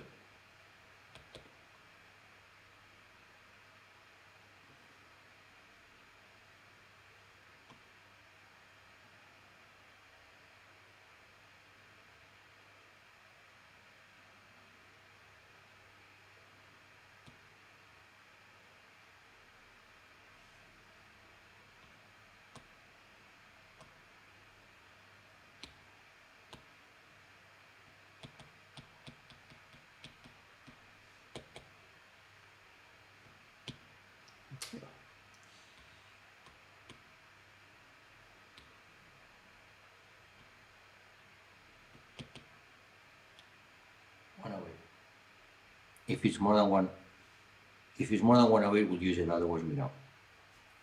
Because we can continue for 75 cents, right? The value is 33 cents. If not, we save it.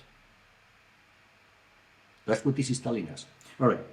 So this is easy. We've seen this before. This is the price of an American option, just expressed now in a different language, where the underlying is the price of a flight to New York. and we have a book of 1 tickets. And we already discussed that a book of 1 ticket is an American option. So we haven't done anything. We haven't really progressed anything in terms of our approach to flight passes. So let me go to what happens if I have a book of 2 tickets? Okay? If I have a book of 2 tickets, this is what we do. This gets a little bit tricky now, okay? So,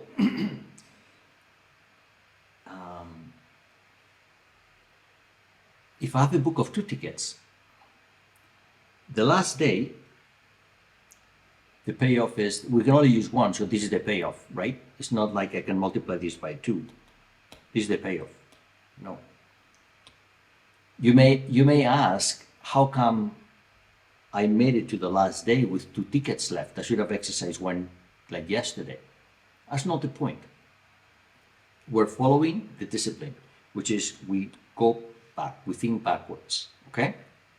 If it's impossible that we get to a particular consideration, we don't care because we're following our arbitrage-free thinking exactly like this. All right, so the price of my 2-ticket flight pass, the last day is exactly the same as the price of a 1-ticket flight pass. I can only exercise 1. The other one, even if it has value, I'll have to throw to the garbage. All right. So let's go to the day before here. And of course, we argue 1 branch at a time. Let's look at this branch. Let's look at this branch.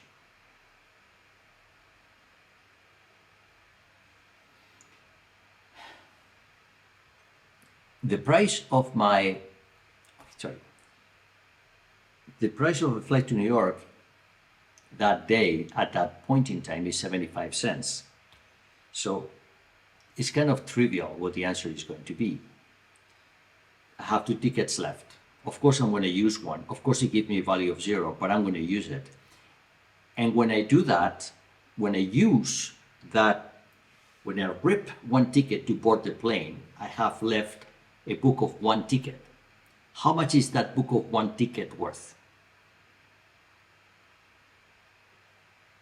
The minute I rip that thing off, what I have is an American option that we already priced here. That's the value of it. This is interesting because this tells us that the act of exercising gives us cash plus another exotic option we already priced earlier.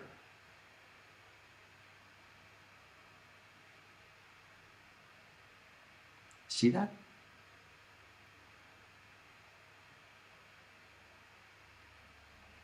Can you visualize the algorithm you would use to write this in Python? You start pricing the American option, which we know how to do, is that backward filling tree. And now when we go to the 2 flight pass example, exercising means I get some cash and the option I priced earlier, which is the American option.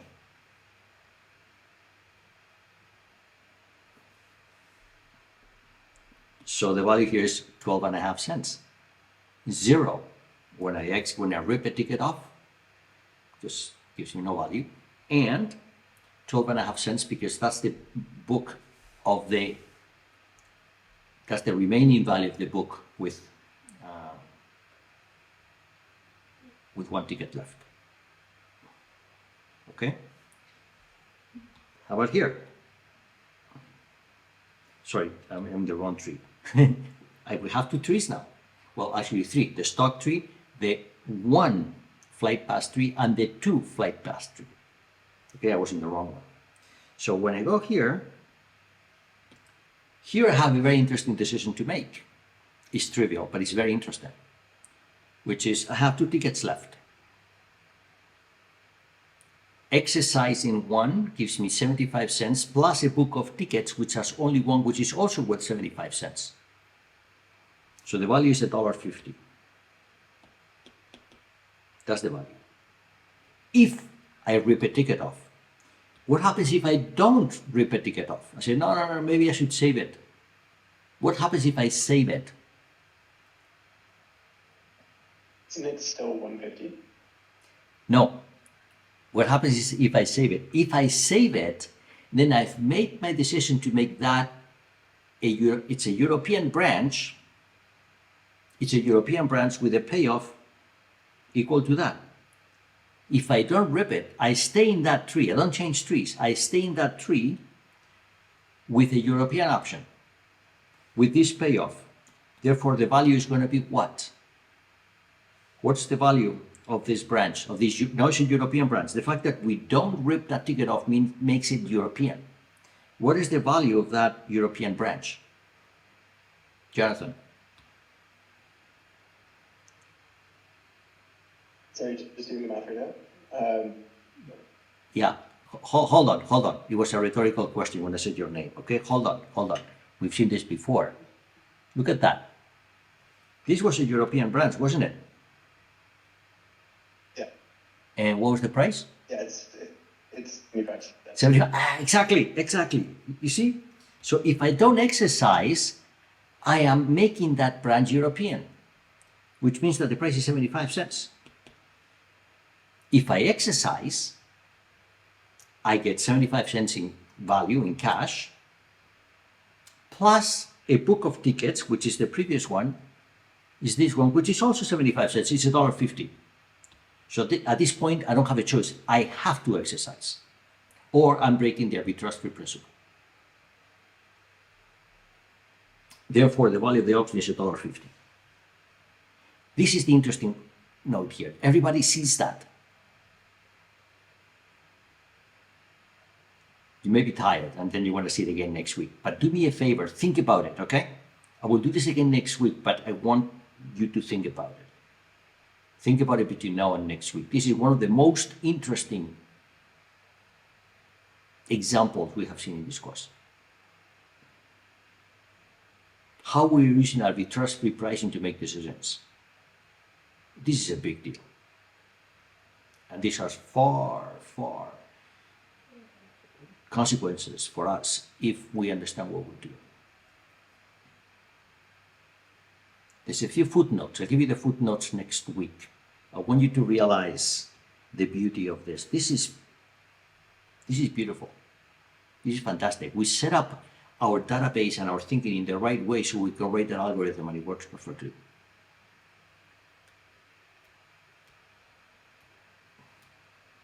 Let me go to today. What happens today? I have a book of 2 tickets. I have 2 decisions to make. To be or not to be. To exercise or not to exercise. So I'm going to ask the 2 questions and I want someone to give me the answer. I'm not going to give you the answer. Let's go to both are simple. Okay, let me go to the first one, which is I exercise. So I have 2 tickets here, right? 2 tickets. I have 2 tickets. I exercise. What do I have when I exercise? The price of the ticket is $1. My underline is $1. What do I get if I exercise? If I exercise, I get. Someone say, please, what's the intrinsic value? What's the payoff if I exercise 1 book of tickets? What's the value? $1. No. If I exercise, I fly to New York, not for $1. I fly to New York for 75 cents. That's what happens if I exercise. I fly to New York for 75 cents, not for $1. If I exercise, the value of exercising gives me 25 cents. Instead of flying to New York for $1, I exercise and I fly for 75 cents. Jonathan, you see that? Okay. You see that? Yeah. So the value when I exercise is 25 cents plus I have now a book of 1 ticket. The book of 1 ticket is worth how much? 33 cents. It's right here. That's the one ticket. How much is that?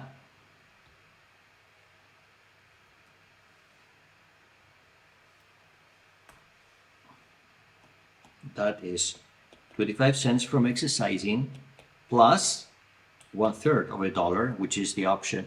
Sorry, what was that? I forgot. Yes, plus 1/3 of a dollar, which is the value of the one book with one ticket. That's 58.3 cents. Is that clear?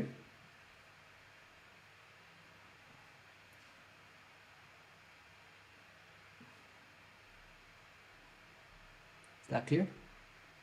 That's if I exercise. What if I don't? What if I don't? If I don't, I calculate the price of that European, that's an issue European branch. Then I calculate the price of the European branch in a different way, which is looking at the payoff I have here. So you have to do that, either getting the trust-free price or the risk neutral measure, the replicating portfolio. It's up to you. This is what you do. You have to price this branch. When you price it, guess what the answer is? 58.3 cents. Some indifferent. This is a point of indifference. Fine, but the price is 58.3. That's the price of the flight pass. 2 tickets today.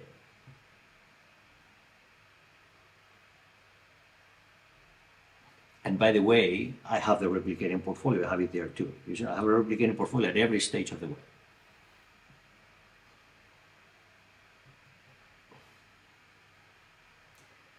We climbed a major mountain today also.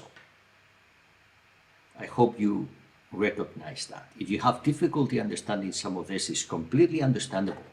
We climbed a tall mountain. And you know what happens when you climb a tall mountain? There's not enough oxygen, the brain doesn't work properly, you need to pause, drink some water, have some carbohydrates, maybe some protein, and then it'll come to you. And that's what I want you to do for the next week.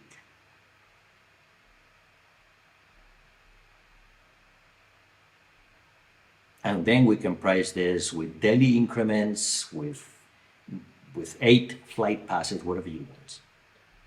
1,000 liters of gasoline with a tank of 50 liters, any version of this you can do. And it's cheaper than 2 times an American option. What is 2 times an American option? 66 cents.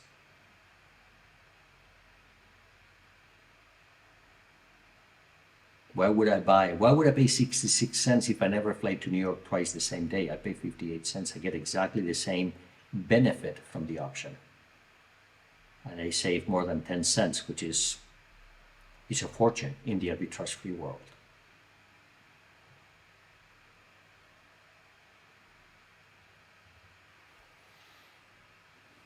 All right. This is a big deal. Okay? This is a big deal.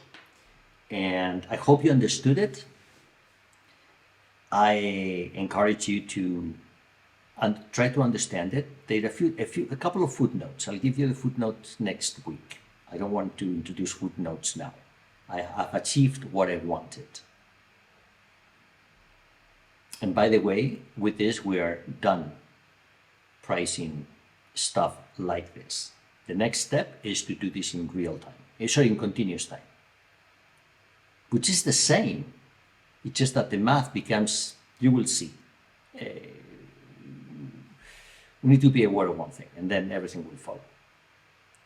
Okay? All right, so do yourselves a favor, do me a favor. Please try to understand this. You can get it. This is, I don't know, again, I have no idea. I'm on Zoom, I'm not there with you, I don't know. I have a sense that you understand, but I don't know. Make sure, and if not, bring all the questions here next week.